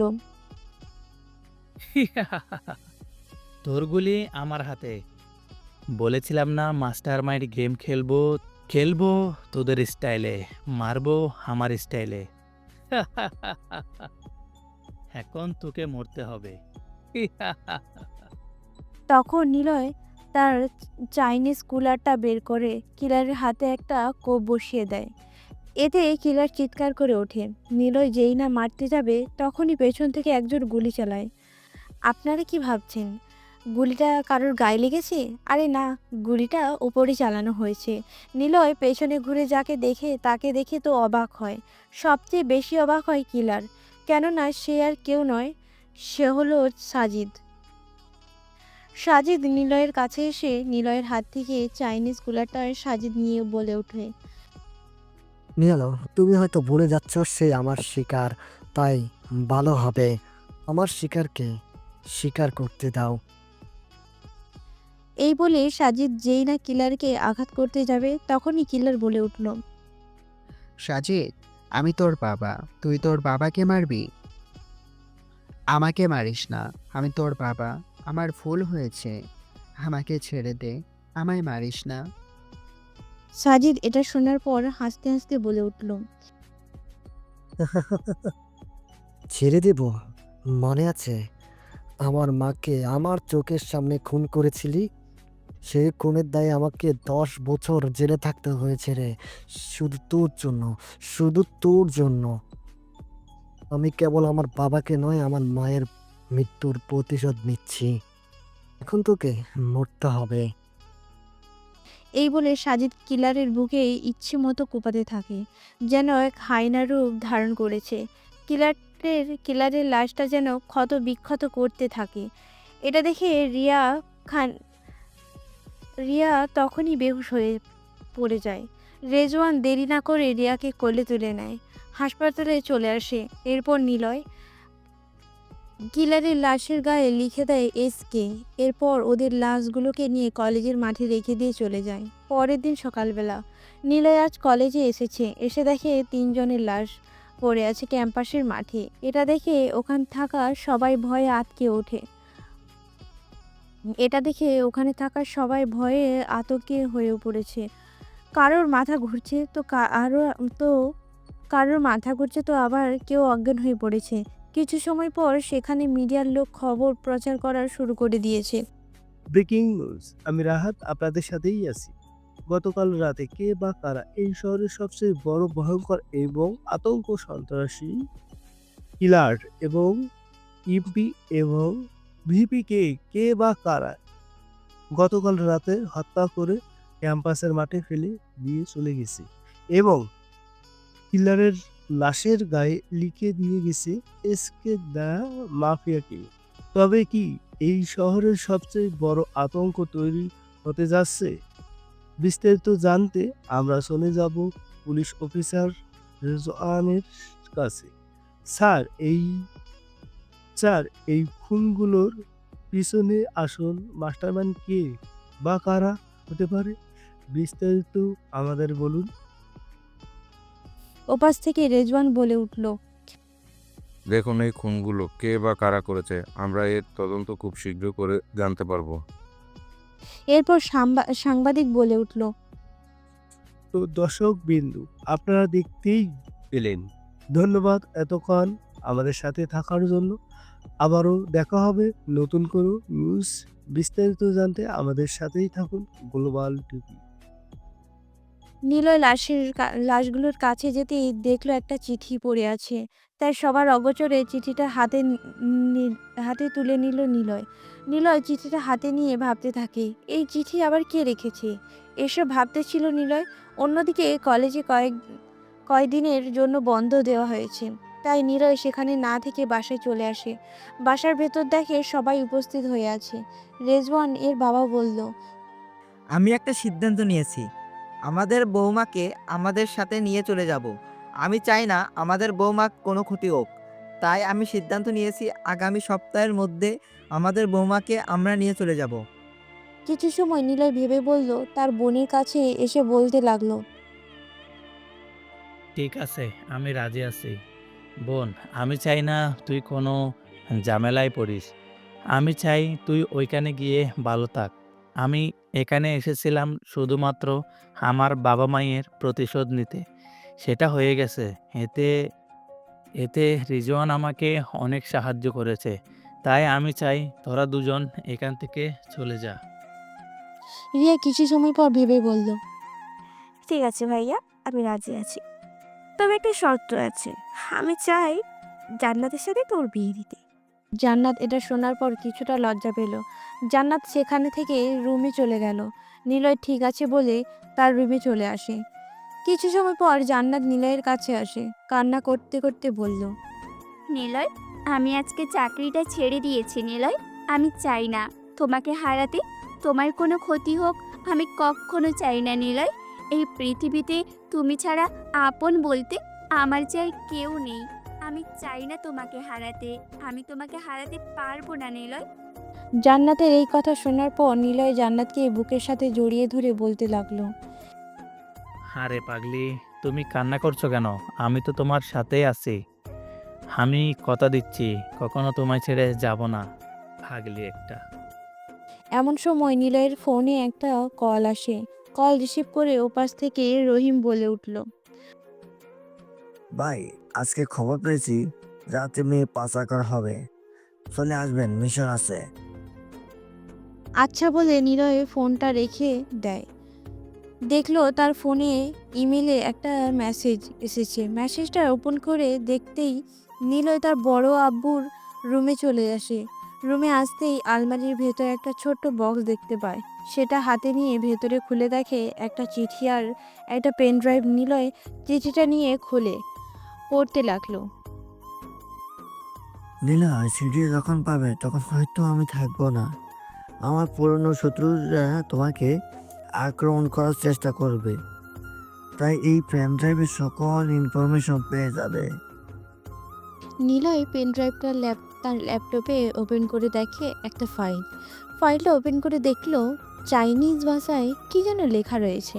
নিলয় আরও দেখতে পেল ওখানে কিছু সংখ্যার পাসওয়ার্ড লেখা রয়েছে। নিলয়ের ওগুলো মাথার ওপর দিয়ে যাচ্ছে সব যেন। তাই নিলয় ল্যাপটপটা বন্ধ করে রেখে দিল। নিলয় কিছু সময় পর মনে মনে বলতে লাগলো, আমার কেন যেন মনে হচ্ছে বড় আব্বুর ল্যাবে গেলে হয়তো কোনো রহস্য বের করতে পারবো। নিলয় এইসব ভাবতেছিল, হঠাৎ করে নিলয়ের মনে পড়ল লাশের পাশে পড়ে থাকা চিঠির কথা। নিলয় রুমে এসে চিঠিটা হাতে নিয়ে খুলে পড়তে লাগলো। মাস্টারম্যান জগতে হয় মরো না হয় মারো। কি ভেবেছে নিলয়? কিরা মেরে দিলে খেলা এখানেই শেষ? খেলাটা তুমি শুরু করেছো নিলয়। কিলার তো শুধু পিঁপড়ে মাত্র। পিঁপড়েকে মেরে কি হবে? জঙ্গলে হায়নাকে মারো। খিদের অনায়াসে সে ক্ষুধার্ত হয়ে আছে। নিলয় চিঠিটা পড়া শেষ করে ভাবতে লাগলো, খেয়ে দিল এরকম হুমকি চিঠি? তবে কি কিলারের ওপরেও একজন আছে? কিন্তু সে খেয়ে আমায় সব রহস্য খুঁজে বের করতে হবে। নিলয় এসব ভাবতেছিল। এমন সময় পেছন থেকে জাজিদ বলে উঠল, নিলয়, কি হয়েছে তোমার? আর তোমাকে দেখে মনে হচ্ছে যে তুমি কোনো বিষয় নিয়ে চিন্তিত। তোমার কি কোনো সমস্যা হয়েছে? আচ্ছা, যাই হোক, আজকে রাতে বড় একটা মিশন আছে, যেতে হবে। নিলয় হ্যাঁ সূচক মাথা নাড়িয়ে সায় জানালো। কিছু সময় পর নিলয় আর সাজিদ নিচে এসে দুপুরের খাবারের জন্য ডাইনিং টেবিলে বসতেই রেজওয়ান বলে উঠল, নিলয়, আমি আজকে গিয়ে চাকরিটা ছেড়ে দিয়ে আসবো। আমি চাই না যে আমার কারণে তুই সমস্যা পড়িস। আর হ্যাঁ, আমরা ঠিক করেছি আগামী পরশু তোর আর জান্নাতের বিয়েটা দিয়ে আমরা এখান থেকে চলে যেতে।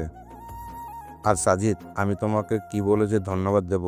তুমি না থাকলে হয়তো আজকে ওই জানোয়ারগুলোকে ধ্বংস করতে পারতাম না। তখন সাজিদ বলে উঠল, এতে ধন্যবাদের কিছু নেই, এটা আমার কর্তব্য ছিল। তারপর ওরা সবাই খাওয়া শেষ করে কিছু সময় পর নিলয় রুমে চলে যায়, বিছানায় গা এলিয়ে দেয়। কিছু সময় পর নিলয় ঘুমিয়ে যায়। রাতের বেলা নিলয় ঘুম থেকে উঠে দেখে রুমের কোনো আলো নেই। নিলয় চারিদিকে তাকিয়ে মুচকে একটা হাসি দেয়। নিলয় দেখতে পেল জান্নাত নীল শাড়ি পরে দাঁড়িয়ে আছে। নিলয় জান্নাতকে জড়িয়ে ধরে বলতে লাগলো, তোমাকে নীল শাড়িতে অনেক সুন্দর লাগছে। আজকে হঠাৎ শাড়ি পরছো যে? জান্নাত নিলয়ের কথা শুনে অনেক অবাক হলো আর বলল, এত অন্ধকারের মধ্যেও তুমি কি করে বুঝলে আমি তোমার সামনে দাঁড়িয়ে আছি? হুম হুম।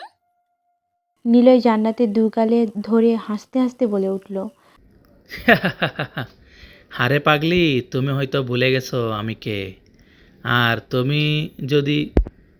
তুমি যদি অন্ধকারের ভেতরে থাকো, আমি তোমাকে ওখানেও খুঁজে নেব।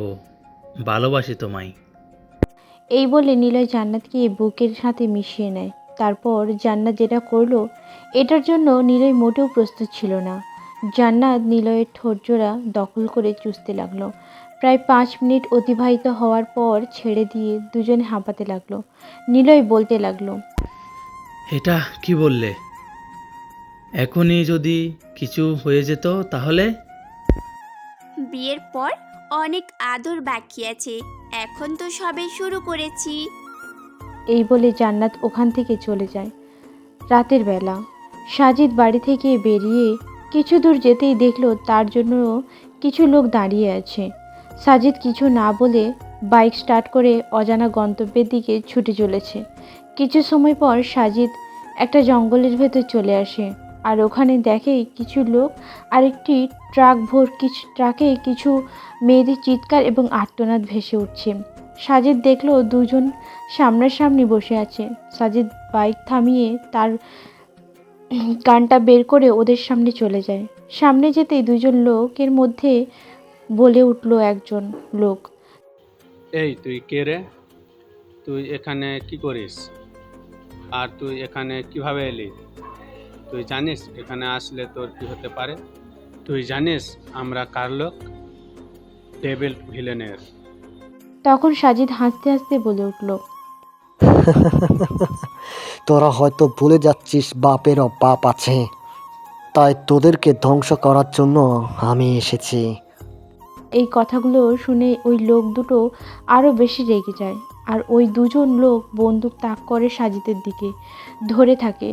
যখন ট্রিগারে চাপ দিবে তখন তাদের বন্দুক থেকে কোনো গুলিই বেরোচ্ছে না। হঠাৎ এমন হয় ওই লোক দুটো চমকায় এবং হরকায় এবং হকচকিয়ে যায়। কিছু সময় পর দেখে ওদের লোকগুলোর সবাই মাটিতে পড়ে আছে রক্তাক্ত অবস্থায়। কারোর ঘাট থেকে মাথা আলাদা, তো কারোর ঘাট থেকে মাথা আলাদা, তো কারোর পা কাটা, তো কারোর গলা কাটা। এটা দেখে ওই লোকগুলো ওখানে ভয় পেয়ে বলতে থাকে, কে তুই? কে তুই? কে তুই? এই বলে লোক দুটো ভয় পেতে থাকে। কিছু সময় পর ওখানে এক আগন্তুক বেরিয়ে আসে, গায়ে কালো রেনকোট আর মুখে কালো মাস্ক পরিহিতা। আর আগন্তুকটা উচ্চস্বরে হাসতে হাসতে বলে উঠল, জঙ্গলের রাজা সিংহ, আর সিংহ শুধু জঙ্গলের পশু পাখিদের ভয়ে টিকে রাখে না, আতঙ্ক টিকে রাখে। তোদেরকে এখানে কে পাঠিয়েছে? আগন্তুকটা এই বলে দুজনে ওদের শরীরে অনবরত ছুরি দিয়ে আঘাত করতে থাকে। লোক দুটো ওখানে ছটপট করতে থাকে আর বলতে থাকে, ভাই আমাদের ছেড়ে দিন, আমাদের মারবেন না ভাই, আমরা প্লিজ ক্ষমা করে দিন। আমাদের এখানে ডেভিল ভিলেন পাঠিয়েছে কিছু মেয়ে পাচার করার জন্য, আর এটার জন্য আমাদের অনেক টাকা দিয়েছে, তাই আমরা টাকার বিনিময়ে এই কাজটা করতে বাধ্য হয়েছি ভাই। আমাদের ক্ষমা করে দিন প্লিজ, আমাদেরকে মারবেন না। তখন আগন্তুক বলে উঠল, তোদের বস এখন কোথায় থাকে? ওপাশ থেকে, ভাই আমি জানি না ও কোথায় থাকে, ওর সাথে আমরা কখনো দেখা করিনি, ওর সাথে আমরা শুধু ফোনে যোগাযোগ করি। তবে ভাই ও বলেছে কিছুদিনের মধ্যেই ও বাংলাদেশে চলে আসবে। এটা শোনার পর নিলয় তার চাইনিজ কুড়ালটা বের করে তাদের দুজনকে অনবরত কোপাতে থাকে। তাদের শরীরটা যেন ক্ষত বিক্ষত হয়ে যায়। তারপর ফাজিল দুজনের লাশটাকে জঙ্গলের ভেতর ফেলে রেখে দেয়। ওখানে থাকা ট্রাকের কাছেই চলে যায়। ওখানে থাকা ট্রাকের কাছে চলে যায় সাজিদ, গিয়ে ট্রাকের ভেতরের সব মেয়েগুলোকে বের করে আনে।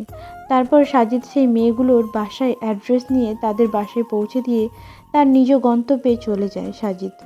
অন্যদিকে নিলয় চলে আসে তার বাবার ল্যাবে ঢুকতেই দেখতে পায় একটি লোক তার বড় আপুর ল্যাবের ভিতরে কি যেন করছে। কেমিক্যাল নিয়ে নিলয় বলে উঠল, কে আপনি? আপনি এখানে কি করছেন? উপাস থেকে, তুমি নিলয়, আমার নাম জ্যাকসন। তুমি হয়তো আমাকে চিনবে না, আমি তোমাকে চিনি। আমি হলাম তোমার বড় আব্বুর সবচেয়ে কাছের একজন বন্ধু। আমি জানি তুমি কিসের জন্য এসেছো এখানে। তুমি কিছু রহস্য উন্মোচন করতে এসেছো এখানে। আজ থেকে বিগত 3 বছর আগে আমি আর তোমার বড় আব্বু একটা ফর্মুলা তৈরি করেছিলাম। আমি জানি সেই ফর্মুলা তোমার শরীরে প্রয়োগ করেছে তোমার বড় আব্বু, কিন্তু তোমার বড় আব্বু একটা ভুল করেছে। এই ফর্মুলা চিরস্থায়ী নয়, শক্তিকে ধরে রাখতে পারবে না। এই ফর্মুলা শক্তি শুধু চিরস্থায়ী থাকবে কেবল অন্য একটি ফর্মুলা, একটি পাসওয়ার্ডের মাধ্যমে। তোমার বড় আব্বু আর আমার একটা গোপন রুম আছে সেই ল্যাবের ভেতর, এবং সেই পাসওয়ার্ড ছিল তোমার বড় আব্বুর কাছে। তো ওই পাসওয়ার্ড ছাড়া ওই রুমে প্রবেশ করা অসম্ভব, এবং সেই রুমে আছে আরেকটি ফর্মুলা। তোমার শরীরে প্রবেশ করার সাথে সাথে তোমার শরীরে এখন বর্তমানে যে শক্তি প্রয়োগ করা রয়েছে যা চিরস্থায়ী নয়, এবং সেই ফর্মুলা যদি তোমার শরীরে একবার প্রয়োগ করা হয় তাহলে তুমি এই পৃথিবীর সর্বশক্তিমান। এবং তোমার বড় আব্বু আবার আমার একজন চিরশত্রু আছে যার নাম ডেভিড ভিলেন। ডেভিড সবচেয়ে চায় যে আমরা সেই ফর্মুলা তৈরি করে যেন ও শরীরে প্রয়োগ করি। আমরা দুজনে সফল হয়েছি। একদিন আমি আর তোমার বড় আব্বু ল্যাবে কিছু কেমিক্যাল নিয়ে কাজ করছিলাম। তখন ল্যাবের ভিতরে ডেভিড ভিলেন ঢুকে আর বলে,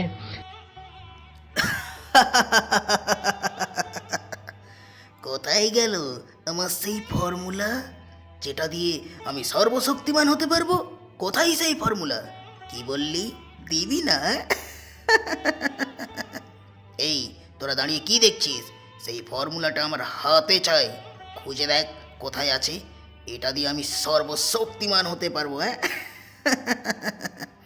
আর তোদের এই পৃথিবীটা এখন আমার হাতের মতোই থাকবে। সেই দিন ডেভিড ভিলেন একটা ভুল করেছিল। আমার সেই ফর্মুলা শক্তি অর্জন তৈরি করেছিলাম কিন্তু সেই ফর্মুলাটা শক্তির জন্য ছিল না, ওটা ছিল শক্তিকে ধ্বংস করার জন্য। ডেভিড ভিলেন হয়তো জানে না সেই শক্তি তোমার শরীরে প্রয়োগ করা আছে। যদি একবার জানতে পারে তাহলে সেই ফর্মুলা তোমার শরীর প্রয়োগ করে তোমরা শক্তিকে থেকে ধ্বংস করে দেওয়ার চেষ্টা করবে। আর তোমার বড় আব্বুকে ডেভিড ভিলেন খুন করেছে সেই ফর্মুলা ওকে দিইনি বলে। এতক্ষণ ধরে নিলয় জ্যাকসনের কথা শুনছিল আর বলল, কিন্তু আমার বড় আব্বুকে তো কিলার খুন করেছে। ওপাশ থেকে, কিলার হয়ে ডেভিড খুব কাছের একজন বিশ্বাস বন্ধু, তাই ডেভিড কিলারকে দিয়ে তোমার বড় আব্বুকে খুন করেছে। নিলয় এই কথা শোনার পর সবটা বুঝে যায়। নিলয় জ্যাকসনের হাতে একটা পেন ড্রাইভ দেয়। জ্যাকসন পেন ড্রাইভটা ওপেন থাকা কম্পিউটারে লাগিয়ে পেন ড্রাইভটা ওপেন করে কিছু সময় পর ওখানে একটা দরজা খুলে যায়। তারপর ওরা দুজন রুমের ভেতরে গিয়ে আরও একটা ল্যাব দেখতে পায়। নিলয় চারিদিকে দেখছে যেন কেমিক্যাল দিয়ে ভরে গেছে ভেতরটা। তারপর জ্যাকসন একটা কেমিক্যাল ফর্মুলা নিয়ে এসে নিলয়কে ওখানে বসতে বলে। জ্যাকসন সেই ফর্মুলা নিলয়ের শরীরে প্রয়োগ করে দেয়। কিছুক্ষণ বিভোর হতে থাকে এবং কিছু সময় পর নিলয় স্বাভাবিক হয়ে যায়। আর জ্যাকসন বলতে থাকে, জ্যাকসন, আজ থেকে তুমি এই পৃথিবীর সব থেকে সর্বশক্তিমান এবং এই শক্তি তোমার শরীরে চিরস্থায়ী থেকে যাবে। মনে রাখবে, ডেভিড তোমার ক্ষতি করার চেষ্টা করবে এবং ওই ফর্মুলা দিয়ে তোমার শক্তিকে ধ্বংস করার চেষ্টা করবে। আর কাজ শেষ। আমি আজকে চলে যাব কানাডা। তোমার বড় আব্বুর মৃত্যুর জন্য আমি খুব দুঃখিত। আমি চাই তোমার বড় আব্বুকে যে মেরেছে তুমি নিজে তাকে শাস্তি দিবে। কিছু সময় পর নিলয় তার বড় আব্বুর ল্যাব থেকে চলে আসে। রাত তখন 3টা বাজে। বাসার চাবি দিয়ে ভেতরে প্রবেশ করে নিলয় তার রুমে চলে যায়। গিয়ে দেখে জান্নাত তার বিছানায় ঘুমিয়ে আছে। রুমটা অন্ধকার, কিন্তু নিলয়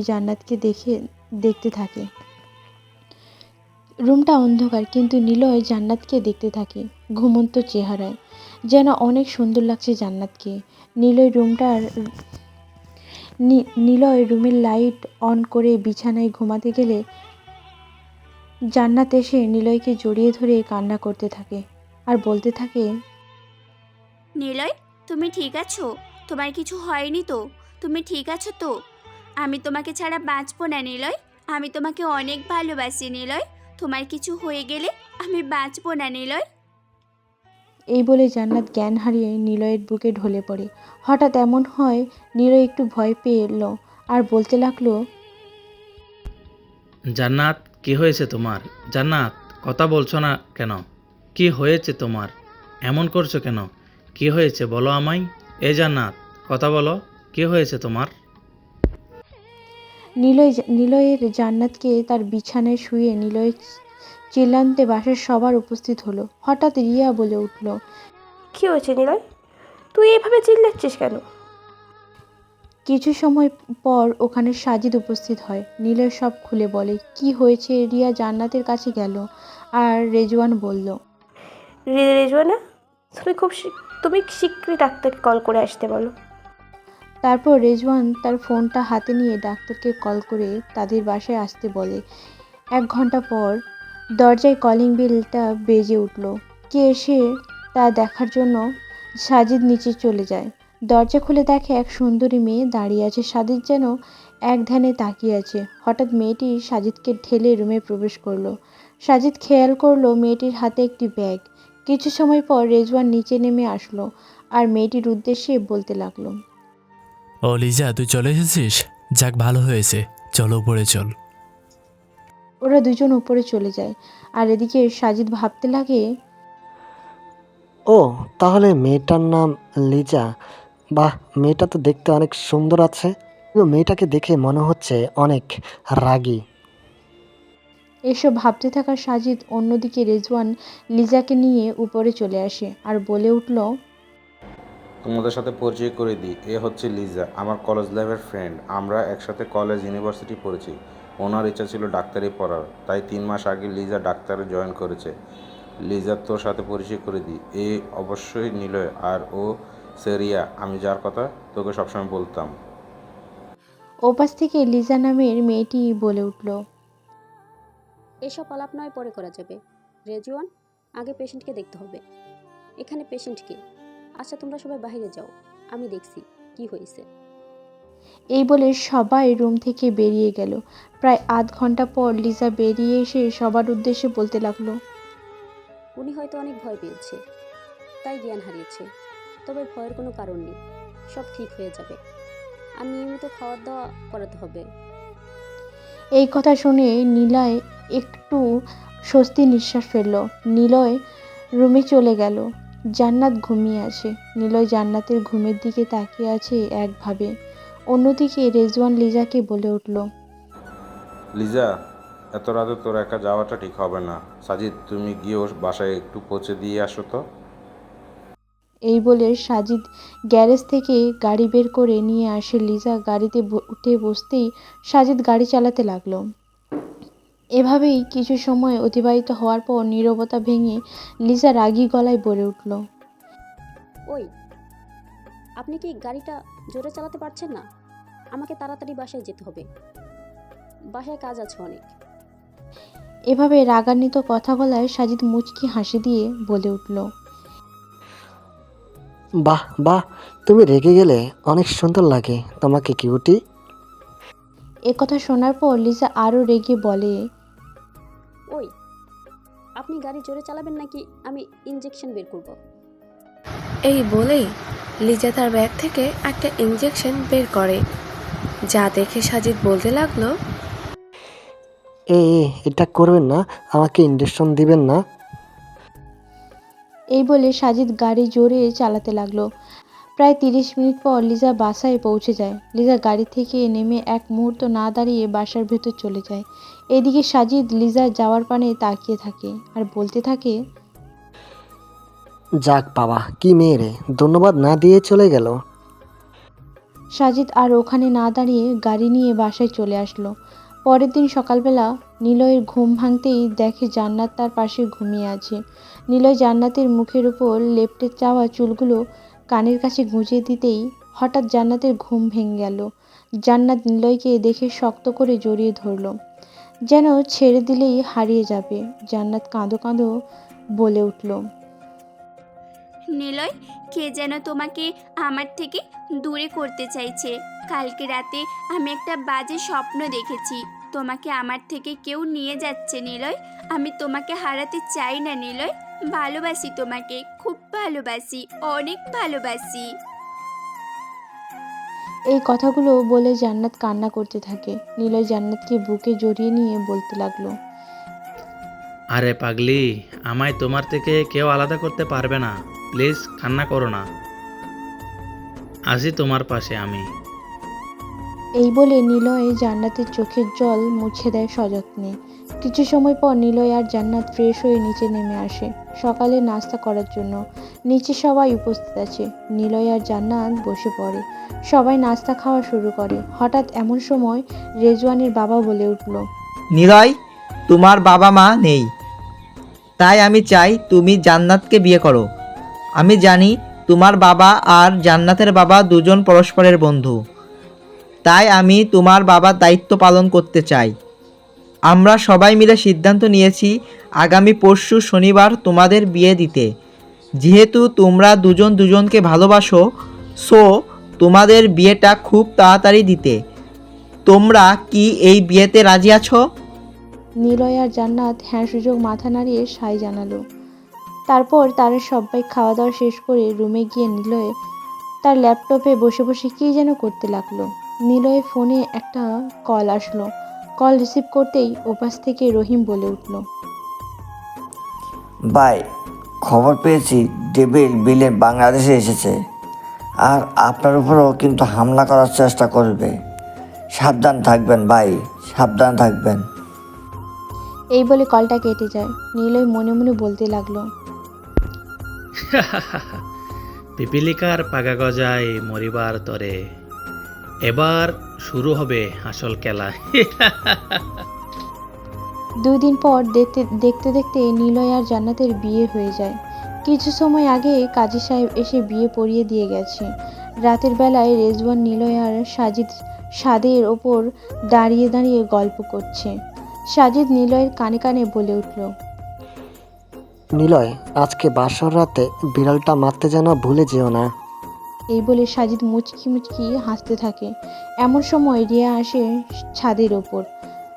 রিয়া রাগী গলায় বলতে লাগলো, নিলয়, তুই এখানে ছাদের উপরে কি করিস? তাড়াতাড়ি রুমে যা বলছি। মেয়েটা রুমে একা একা বসে আছে, আর তুমি রুমে আসো। তোমার আছে? নিলয় আর না দাঁড়িয়ে রুমে চলে আসে। রুমে ঢুকতেই দেখে জান্নাত ইয়া বড় একটা ঘুমটা দিয়ে বসে আছে। জান্নাত বিছানা থেকে উঠে নিলয়ের কাছে এসে সালাম করতে নিলে নিলয় 2 বাহু ধরে নিলয় বুকে জড়িয়ে ধরে বলতে থাকে, এই পাগলি, কি করছো? তোমার স্থান আমার পায়ে নয়, আমার বুকে। ঠিক এভাবেই আমি তোমাকে আগলে রাখবো। ওপাশ থেকে জান্নাত বলে উঠল, তাহলে আমায় কিউট বেবি এনে দাও, যে কিনা তোমার মতো কিউট হবে। এটা শোনার পর নিলয় জান্নাতের ঠোঁটে ঘাড়ে কিস করতে থাকে। 1 পর্যায়ে নিলয় জান্নাতকে কোলে তুলে নিয়ে বিছানায় শুয়ে দেয়। তারপর ওরা দুজন ভালোবাসার সাগরে হারিয়ে থাকে। সকালবেলা পানি ছিটায় নিলয়ের ঘুম ভাঙলো। সামনে তাকিয়ে দেখে জান্নাত ওয়াশরুম থেকে সাবান নিয়ে বেরিয়ে আয়নার সামনে চুল আঁচড়াচ্ছে। জান্নাত নীল শাড়ি পরেছে। জান্নাতকে যেন অনেক মায়াবী লাগছে। নিলয় কাছে গিয়ে জান্নাতকে পেছন থেকে জড়িয়ে ধরে। জান্নাত বলে উঠল, ছাড়ো বলছি আমায়, ছাড়ো। কালকে রাতে অনেক দুষ্টুমি করেছো, এখনো আর না, ছাড়ো বলছি আমায়। এটা শোনার পর নিলয় জান্নাতকে সামনের দিকে ঘুরিয়ে নিলয় জান্নাতের ঠোঁট জোড়া নিয়ে চুষতে থাকে। প্রায় 5 মিনিট পর ছেড়ে দিয়ে নিলয় জান্নাত রেগে যেই না মারতে যাবে তখনই নিলয় দৌড়ে ওয়াশরুমে চলে যায়। কিছু সময় পর নিলয় গোসল শেষ করে বেরিয়ে আসে। নিলয় দেখলো জান্নাত বিছানায় বসে আছে আর ফোনে গেমস খেলছে। হঠাৎ রিয়া এসে বলল নিচে যেতে। কিছু সময় পর নিলয় আর জান্নাত নিচে চলে যায়। দেখে সবাই ডাইনিংয়ে বসে আছে। নিলয় আর জান্নাত বসে পড়ল।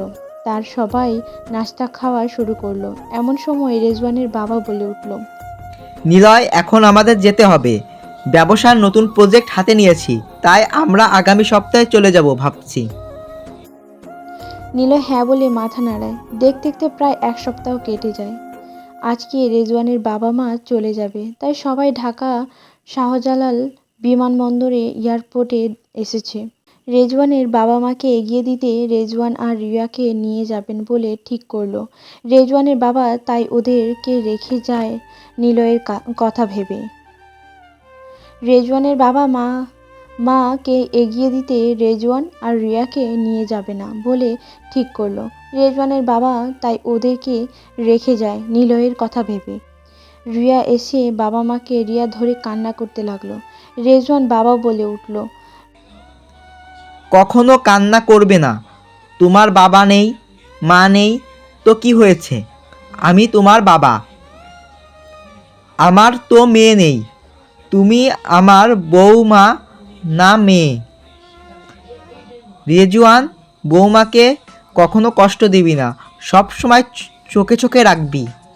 রেজওয়ান হ্যাঁ বলে কিছু সময় রেজওয়ানের বাবা মা সবাইকে বিদায় দিয়ে চলে যায়। তারপর নিলয় সবাইকে নিয়ে বাসায় চলে আসে। এভাবে দেখতে দেখতে প্রায় 1 মাস কেটে যায়। নিলয় আর জান্নাত আজকে ঘুরতে বেরিয়েছে। জান্নাত নিলয়ের কাঁধে মাথা রেখে বসে আছে। এমন সময় জান্নাত বলে উঠল, ওই দেখো ফুচকা, আমি ফুচকা খাবো। তারপর নিলয় জান্নাতকে ফুচকা খাওয়াতে নিয়ে যায়। জান্নাত ফুচকাওয়ালাকে বলে উঠল, এই যে মামা, একটু বেশি করে ঝাল দিয়ে ফুচকা দিন তো। কিছু সময় পর ফুচকাওয়ালা মামা তৈরি করে জান্নাতের হাতে প্লেটটা দিতেই জান্নাত হাতে নিয়ে ফুচকা খেতে শুরু করলো। জান্নাত খাচ্ছে আর নিলয় একভাবে তাকিয়ে থাকে। এমন সময় জান্নাত নিলয়কে একটা ফুচকা মুখের সামনে ধরে। নিলয় সেটা মুখে নিয়ে খেতে থাকে। কিছু সময় পর নিলয় পানি পানি বলে চিৎকার করতে থাকে। এমন সময় জান্নাত নিলয়ের ঠোঁটে ঠোঁট ডুবিয়ে দেয়। 5 মিনিট পর ছেড়ে দেয়। নিলয় আর জান্নাত হাঁপাতে থাকে। নিলয় বলে উঠল, এটা কি করলে তুমি? এখনই যদি কিছু একটা হয়ে যেত। জান্নাত নিলয়ের কাছে এসে বলল, আমি থাকতে তোমার কিচ্ছু হবে না, চলো আমি বাড়ি যাব, আমার এখানে ভালো লাগছে না। নিলয় জান্নাতকে নিয়ে ওখান থেকে চলে আসলো। রাস্তা দিয়ে যাওয়ার সময় হঠাৎ করে একটা গাড়ি এসে নিলয়কে ধাক্কা দেয়। চলে যায়। এটা দেখে জান্নাত নিলয় বলে চিৎকার করে উঠল। জান্নাত নিলয়কে বুকের সাথে জড়িয়ে ধরে কান্না করতে বলে উঠল, নিলয়, এই নিলয়, কথা বলো নিলয়, কথা বলো, তোমার কিচ্ছু হবে না নিলয়, আমি তোমার কিচ্ছু হতে দেব না নিলয়, কথা বলো নিলয়। জান্নাত কান্না করছে। হঠাৎ সাজিদ সেই রাস্তা দিয়েই যাচ্ছিল। সাজিদ দেখলো রাস্তার মাঝখানে অনেক ভিড়। কি হয়েছে তা দেখার জন্য ভিড় ঠেলে গিয়ে দেখলো নিলয় অ্যাক্সিডেন্ট করেছে আর জান্নাত কান্না করছে। সাজিদ দেরি না করে নিলয়কে হাসপাতালে নিয়ে আসলো। ডাক্তার নিলয়কে নিয়ে চলে যায়। কিছু সময় পর রিয়া আর রেজওয়ান হাসপাতালে চলে আসলো। রিয়া এসে জান্নাতের কাছে গিয়ে জান্নাতকে সান্ত্বনা দিতে লাগলো। দেখতে দেখতে প্রায় 2 ঘন্টা পর ডাক্তার বেরিয়ে আসলো। করিডোর থেকে জান্নাত কান্না জড়িত গলায় বলে উঠল, ডাক্তার, আমার নিলয়ের কি হয়েছে? ওর কিছু হবে না তো? আমি ওকে ছাড়া বাঁচতে পারবো না ডাক্তার, প্লিজ ওকে বাঁচান না ডাক্তার। ওপাশ থেকে ডাক্তার বলে উঠল, এই রোগী এখনও বিপদমুক্ত, এই রোগী এখন বিপদমুক্ত, ঘুমের ইঞ্জেকশন দেওয়া হয়েছে, 2 ঘন্টা পর ফিরে আসবে। ডাক্তার, নিলয়ের সাথে দেখা করতে পারি? হ্যাঁ পারেন, তবে একজন একজন করে। এই বলে ডাক্তার সেখান থেকে চলে যায়। তারপর জান্নাত কেবিনে গিয়ে দেখে নিলয় ঘুমিয়ে আছে। জান্নাত নিলয়ের হাতটা শক্ত করে ধরে কান্না করছে। এমন সময় একজন নার্স এসে জান্নাতকে বলতে থাকে, পেশেন্টের কাছে এইভাবে কান্না করবেন না, রোগীর ক্ষতি হতে পারে। এই বলে নার্স জান্নাতকে বাইরে করে দেয়। 2 ঘন্টা পর নিলয়ের জ্ঞান ফিরতেই একজন নার্স এসে বলে রোগীর জ্ঞান ফিরেছে। জান্নাত দেরি না করে নিলয়ের কাছে গিয়ে নিলয়কে জড়িয়ে ধরে কান্না করতে থাকে আর বলতে থাকে, তোমার যদি কিছু হয়ে যেত তাহলে আমি কাকে নিয়ে বাঁচতাম? ভালোবাসি তোমাকে, বড্ড ভালোবাসি। এই বলে জান্নাত নিলয়কে জড়িয়ে ধরে হাউমাউ করে কান্না করতে থাকে। নিলয় জান্নাতের এমন কান্না করতে দেখে নিলয় বলে উঠল, আরে পাগলি, এভাবে কান্না করছো কেন? আমার কিছু হয়নি, দেখো আমি একদম ঠিক আছি। তুমি প্লিজ কান্না করো না। কিছু সময় পর সবাই কেবিনের ভিতর প্রবেশ করে। ওপাশ থেকে রিয়া বলে উঠল, এখন কেমন লাগছে নিলয়? তোর যদি কিছু একটা হয়ে যেত, তুই জানিস আমরা কত চিন্তায় ছিলাম। একটু সময় পর ডাক্তার এসে নিলয়কে চেক আপ করে। সবাইকে বলতে থাকে, রোগী এখন ঠিক আছে, কিছু ওষুধ লিখিয়ে দিচ্ছি, ওগুলো নিয়ে এসে খাইয়ে দিয়েন, তাহলে কয়েকদিনের মধ্যে ঠিক হয়ে যাবে। তারপর ডাক্তার কিছু ঔষধ লিখে দেয়। সাজিদ সেটা নিয়ে বেরিয়ে পড়ে ফার্মেসির উদ্দেশ্যে। সাজিদ যাওয়ার সময় হঠাৎ কার সাথে ধাক্কা লেগে পড়ে নিচে। তাকিয়ে দেখে লিজা সাজিদের কাছে এসে ঠাস করে একটা চর দিয়ে রাগী গলায় বলতে লাগে, মেয়ে মানুষ দেখলেই কি গায়ে পড়তে মন চায়? এরপর যদি দেখেছি তাহলে এই বলে লিজা ওখান থেকে চলে যায়। আর সাজিদ চর খেয়ে গালে হাত দিয়ে দাঁড়িয়ে আছে আর লিজা যাওয়ার দিকে তাকিয়ে আছে। সাজিদ কিছু না ভেবেই চলে যায় সেখান থেকে। প্রায় 8 ঘন্টা পর সাজিদ ফার্মেসি থেকে ওষুধ আর একটা রেস্টুরেন্ট থেকে কিছু খাবার কিনে নিয়ে যায় হাসপাতালে। জান্নাত নিলয়কে খাবার খাইয়ে ওষুধ খাইয়ে দেয়। এমন সময় নিলয় বলে উঠল, রেজওয়ান, তুই রিয়াকে নিয়ে বাসায় চলে যা, আর জান্নাত তো আছেই, আমার কোনো অসুবিধা হবে না। রেজওয়ান আর কিছু না ভেবে রিয়াকে নিয়ে বাসায় চলে যায়। দেখতে দেখতে রাত হয়ে যায়। রাত তখন 1:13। নিলয়ের হঠাৎ ঘুম ভেঙে যায়। চারিদিকে তাকিয়ে দেখতে থাকে। সামনে একজনকে দেখে নিলয় একটা মুচকি হাসি দিল।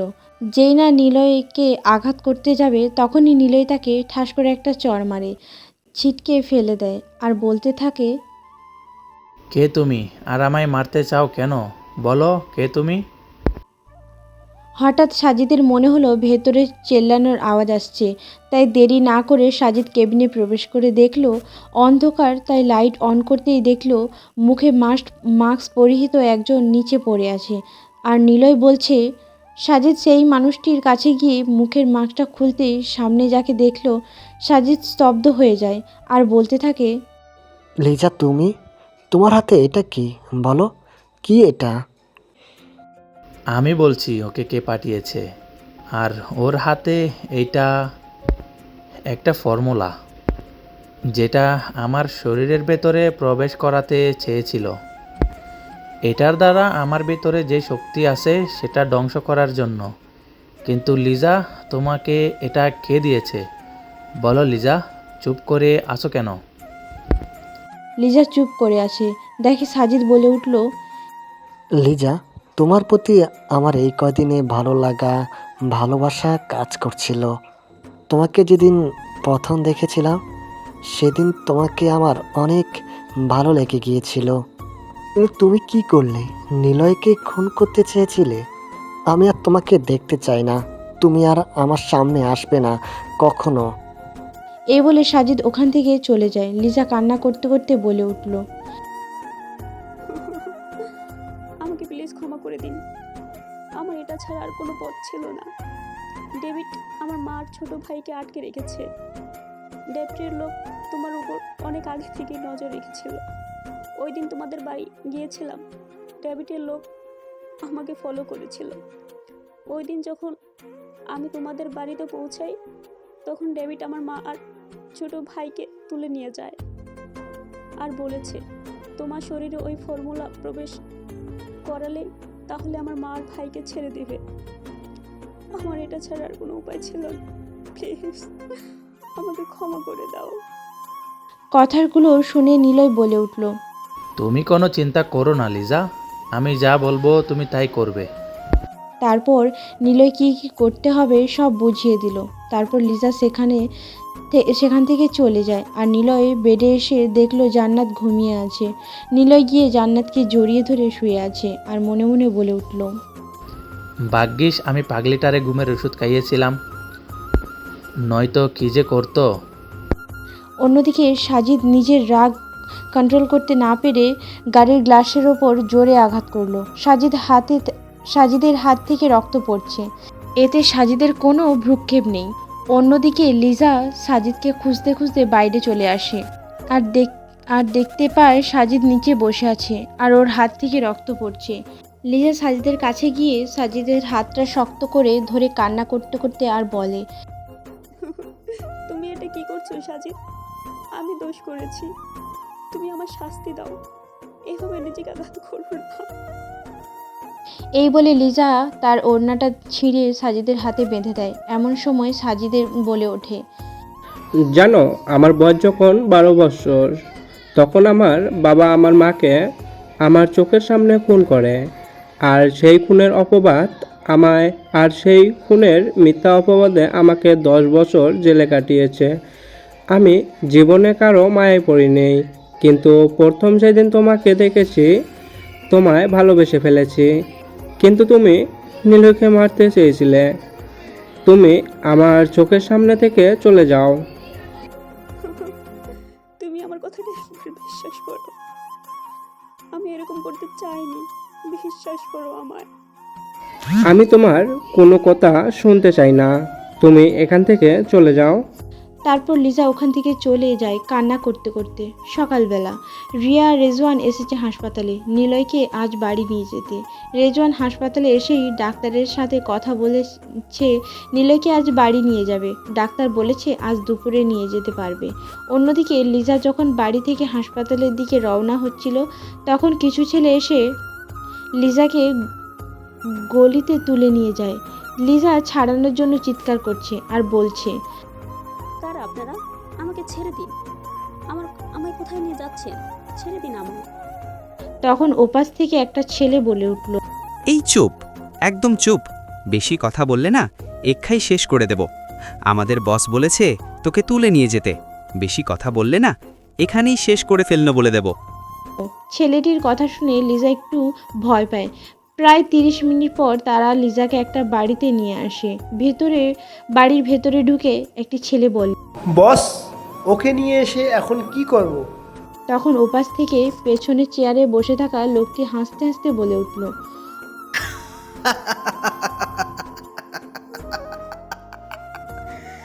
তোদের এখনো এখানেই কাজ নেই, তোরা যা। আমার যেটা দরকার সেটা হলো নিলয়। তোমাকে আমি নিলয়কে মারতে পাঠিয়েছিলাম, আর আমার সাথে চালাকি করলি। হ্যাঁ, নিলয় মরেনি, বেঁচে আছে। আর নিলয়ের শরীরে যে ফর্মুলাটা প্রয়োগ করতে দিয়েছিলাম সেটা কি হয়েছে? ওপাশ থেকে লিজা বলে উঠল, আপনার কথা মতো আমি নিলয়ের শরীরে ফর্মুলাটা প্রয়োগ করে দিয়েছি, কিন্তু এবার তো আমার মার ভাইকে ছেড়ে দিন। তখন লোকটি লিজার সামনে এসে হাসতে হাসতে বলতে লাগলো,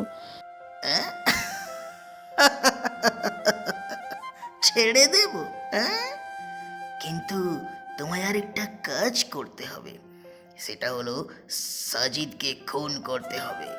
নিলয়ের সবচেয়ে কাছের একজন। আর হ্যাঁ, যদি কোনো চালাকি করার চেষ্টা করেছ, তাহলে ওদিকে মার ভাইকে চিরদিনের জন্য হারাবে। আমার লোক কিন্তু তোমার ওপর নজর রাখবে। হ্যাঁ, লিজা সাজিদকে খুন করার কথা শুনে বুকের ভেতরটা ধুক করে উঠল। যাকে নিজের জীবনের চেয়ে ভালোবাসে তাকে কী করে খুন করবে? অন্যদিকে নিলয়কে হাসপাতাল থেকে বাসায় নিয়ে এসেছে। এমন সময় পর নিলয় সাজিদকে তার রুমে আসতে বলল। সাজিদ আসতেই নিলয় বলে উঠল, সাজিদ, তুমি কালকে লিজার সাথে এমন ব্যবহার না করলেও পারতে। মানছি লিজা আমায় মারতে চেয়েছিল, কিন্তু তুমি কি জানো এর মধ্যেও অনেক রহস্য লুকিয়ে আছে? তাহলে শোনো কি হয়েছে। তারপর নিলয় সাজিদকে সবটা বলে, যেটা শুনে সাজিদ নিজেই অনুশোচনা বোধ করে। তারপর সাজিদ আর এক মুহূর্ত না দাঁড়িয়ে সেখান থেকে চলে যায়। কিছু সময় পর জান্নাত রুমে প্রবেশ করে হাতে খাবার নিয়ে। জান্নাত নিলয় গিয়ে খাবার খাইয়ে দেয়। অন্যদিকে সাজিদ লিজাকে খুঁজতে থাকে, কিন্তু কোথাও খুঁজে পায় না। সাজিদ মনে মনে বলছে, কোথায় গেল মেয়েটা? আমার কাছে নম্বরও নেই যে কল করব। সাজিদ সারাদিন লিজাকে খুঁজতে থাকে, কিন্তু কোথাও পায় না। তাই সাজিদ বাড়ি চলে আসে। এভাবে দেখতে দেখতে প্রায় 2 সপ্তাহ কেটে যায়। নিলয় এখনও পুরোপুরি সুস্থ, আর অন্যদিকে সাজিদ লিজাকে আজও খুঁজে বেড়াচ্ছে। সাজিদ একদিন বাসায় যাওয়ার পথে একদিকে চোখ আটকে যায়, দেখে লিজার মতো কেউ বসে আছে। সাজিদ দেরি না করে ওখানে চলে যায় আর দেখে সত্যি লিজা বসে আছে। লিজাকে দেখে সাজিদ শক্ত করে জড়িয়ে ধরে বলতে থাকে, লিজা, তুমি এতদিন কোথায় ছিলে? তুমি জানো আমি তোমাকে এতদিন কত জায়গায় না খুঁজেছি। তুমি কোথায় ছিলে এতদিন? তুমি আমায় ক্ষমা করে দাও। হঠাৎ করে লিজা সাজিদের সামনে গান তাক করে ধরে। সাজিদ কিছু বুঝে উঠতে পারছে না কি হচ্ছে তার সাথে। অন্যদিকে লিজার হাতটা থরথর করে কাঁপতে থাকে, আর সাজিদ বলছে, কি হলো? গুলিটা চালাও। তুমি আমাকে মারলে, জানো আমার কোনো অভিযোগ থাকবে না। চালাও গুলি। সাজিদের এই কথা শোনার পর লিজার হাতটা আরও জোরে জোরে কাঁপতে থাকে। একসময় লিজা গানটা নিচে ফেলে দিয়ে সাজিদকে শক্ত করে জড়িয়ে ধরে কান্না করতে করতে বলে, আমি পারবো না এটা করতে, আমি পারবো না তোমাকে নিজের হাতে খুন করতে। আমি তোমাকে ভালোবাসি, অনেক ভালোবাসি। সাজিদও তার প্রেয়সীকে বুকে আগলে নিয়ে বলতে লাগলো, আমি সবটা জানি লিজা, নিলয় আমাকে সবটা বলেছে। তুমি চিন্তা করো না লিজা, আমি আছি তোমার পাশে। এই বলে সাজিদ লিজাকে যেই না ওখান থেকে নিয়ে আসতে যাবে, তখনই কিছু লোক এসে ওদের দুজনকে অজ্ঞান করে নিয়ে চলে যায়। প্রায় 40 মিনিট পর ওরা একটা জঙ্গলের ভেতর একটা বাড়িতে নিয়ে আসে। অন্যদিকে নিলয়ের ফোনে একটা ফোন আসে। ফোনটা রিসিভ করতেই ওপাশে হাসতে হাসতে বলে উঠল, ডেভিড বলছি, তোর পরিবারের লোক এখনো আমার কবজায়। তোকে আমি 1 ঘন্টা সময় দিচ্ছি, এর মধ্যে যদি আসিস তাহলে ওদের মৃত লাশ বানিয়ে দেব। এই বলে কলটা কেটে যায়। নিলয় মুচকি মুচকি হাসছে আর বলছে, পিপিলিকার পাকা গজায় মরিবার তরে। এবার হবে আসল খেলা। অন্যদিকে ডেভিল ওর লোকদের বলে উঠল, এই, তোরা এদের জ্ঞান ফেরা। তারপর ওখানে সবার জ্ঞান ফেরাতেই দেখে সবাইকে বেঁধে রেখেছে। লিজা তো ভয় পেয়ে আছে।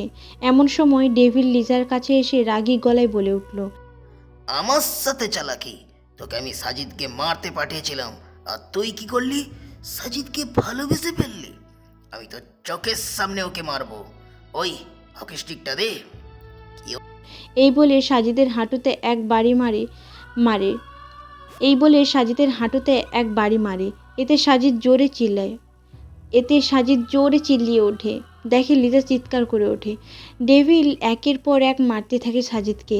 এটা দেখে লিজা কান্না করছে আর বলছে ওকে ছেড়ে দিতে। এমন সময় ডেভিল দেখতে পেল তার কিছু লোক রক্তাক্ত অবস্থায় পড়ে আছে।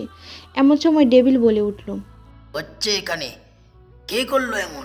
তখন ওপাশ থেকে সাজিদ হাসতে হাসতে বলে উঠল, সিংহ তার শিকারকে ধ্বংস করতে এসেছে। সাজিদের কথা শুনে বোঝা যায় তার সাথে লিজা বেইমানি করেছে। ডেভিল যেই নাই লিজাকে গুলি মার করতে যাবে, তখনই এক নিমেষেই যেন কে এসে তার হাত থেকে গুলিটা কেড়ে নেয়। আর ওর সব কয়টা লোকে রক্তাক্ত অবস্থায় পড়ে আছে। এটা দেখে ডেভিল একটু ভয় পায় আর বলতে লাগে, কে কে এখানে সামনে আয় বলছি। এমন সময় গায়ে কালো কোট, মুখে মাস্ক পরিহিত একজন আগন্তুক বেরিয়ে আসে। সে আর কেউ নয়, SK, the rock star king. ডেভিলের সামনে আসতেই ডেভিল বলে উঠল, নিলয় তুই? আরে তুই কি ভেবেছিস আমি তোকে দেখে ভয় পাবো? ওই দেখ তোর ভালোবাসা ওখানে, দেখছিস? কি দেখেছি? আরে বোম। আর এটা দেখেছিস? রিমোট। কার হাতে? আমার হাতে। এই নে, পারলে বাঁচিয়ে দেখা, দেখা তোর ভালোবাসাকে বাঁচিয়ে।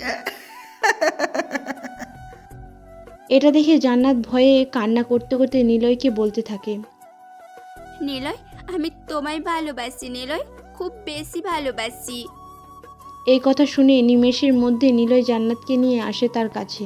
নিলয় জান্নাতকে শক্ত করে জড়িয়ে ধরে। অন্যদিকে নিলয় বোমাটা ওখানে অফ করে দেয় আর জান্নাত গিয়ে সবার হাতে পায়ের বাঁধন খুলে দেয়। অন্যদিকে নিলয় তার চাইনিজ কোরালটা বের করে ডেভিলের কাছে গিয়ে বলতে লাগলো, ভেবেছিলাম তুই আসলেই একটা বোকা, কিন্তু তুই বোকা না, এবার তোকে মরতে হবে। নিলয়ের এই কথা শোনার পর ডেভিল বলতে থাকে, আমাকে আমাকে আমাকে মারিস না, আমাকে আমাকে ছেড়ে দে। আমার আমার ভুল হয়ে গেছে। আমাকে আমাকে মারিস না, আমাকে আমাকে ছেড়ে দে। নিলয় কোনো কথা না শুনে তার চাইনিজ কোরাল দিয়ে বুকের ওপর অনবরত কোপাতে থাকে। একটা সময় নিলয় ডেভিলের লাশটা খণ্ড খণ্ড করে রেখে দিল ওখানে। কিছু সময় পর ওখানে পুলিশ আসে। নিলয়ের সামনে যাকে দেখলো তাকে দেখে তো অনেক অবাক হলো। রাফি, তুই এখানে? তুই একজন পুলিশ অফিসার? ওপাশ থেকে রাফি বলে উঠল, না নিলয়, আমি একজন সিআইডি অফিসার। আমি জানতাম তুই আজকে আন্ডারওয়ার্ল্ডের মাফিয়া কিং। অবাক হচ্ছিস? আমি অনেক অবাক হয়েছিলাম যেদিন তুই এমপির ছেলে রাফিকে খুন করে সেখানে একটি চিঠি রেখে আসিস, কিন্তু তুই ওখানে একটি ভুল করেছিলি। তোর ওই মানিব্যাগটা ফেলে গিয়েছিলি, যার মধ্যে আমি অনেক রহস্য দেখি। তাই তোর পেছনের পুরো ব্যাকগ্রাউন্ডটা খুঁজে বের করি আর জানতে পারি তোর ওই খুনগুলোর পেছনের আসল কাহিনী। আর হ্যাঁ, একটু আগে যাকে খুন করলি সে কে জানতে চাস? আমার বাবা। অবাক হচ্ছিস? এটাই স্বাভাবিক। আমি ভেবেছিলাম আমি নিজে মারবো, কিন্তু আসতে দেরি হয়ে গেছে। বাট কোনো সমস্যা নেই, এই তোমরা ওই লাশগুলো নিয়ে যাও। আর নিলয়, তুই চিন্তা করিস না, আমরা তোমাকে অ্যারেস্ট করতে আসিনি। এই তোমরা চলো। এই বলে রাফি ওখান থেকে চলে যেতে নিলে নিলয় বলে উঠল, তুই তোর বাবাকে মসরতে কেন চাস? ওপাশ থেকে রাফি বলে উঠল, সেটা না হয় রহস্যই থেকে যাক। সব গল্পের যে রহস্য উন্মোচন করতে হবে সেটা তো কথা নেই। গুড বাই, পরে দেখা হবে। এই বলে রাফি ওখান থেকে চলে যায়। অন্যদিকে লিজা তার মা ছোট ভাইকে জড়িয়ে ধরে কান্না করছে। এক সপ্তাহ পর নিলয় এসেছে বাবা মা, বড় আব্বু, বড় আম্মু কবর জিয়ারত করতে। নিলয় কান্না করছে আর বলছে, বাবা মা, বড় আব্বু, বড় আম্মু, আমি পেরেছি, খুনিদের শাস্তি দিয়েছি। এমন সময় জান্নাত নিলয়ের কাঁধে হাত রাখে। নিলয় জান্নাতকে জড়িয়ে ধরে কান্না করছে। জান্নাত বলে উঠল, হেই, তুমি কাঁদছো কেন? তুমি কান্না করলে বাবা মা আরও কষ্ট পাবে। আজ লিজা আর সাজিদের বিয়ে, ভুলে গেছো তুমি? নিলয় আর জান্নাত বাসায় চলে যায়। দেখতে দেখতে সাজিদ আর লিজার বিয়েটাও হয়ে যায়। বাসর ঘরে বসে আছে লিজা। গুটি গুটি পায়ে সাজিদ রুমে প্রবেশ করলো। লিজা উঠে এসে সাজিদের পায়ে সালাম করতে নিলে সাজিদ দু বাহু ধরে বলে উঠল, কি করছো এটা? তোমার স্থান আমার পায়ে নয়, আমার বুকে। এই বলে সাজিদ লিজাকে কোলে তুলে নিয়ে বিছানায় গিয়ে তারা দুজনে হারিয়ে যেতে থাকে ভালোবাসার অতল অতল সাগরে। তাদের খুনসুটি ভালোবাসা যেমন এভাবেই চলতে থাকুক। গল্পটা এখানেই শেষ করছি। গল্পের ভুল ত্রুটিগুলো ক্ষমার নজরে দেখবেন। ধন্যবাদ আমাদের পাশে থাকার জন্য। দেখা হবে নতুন কোনো গল্পে।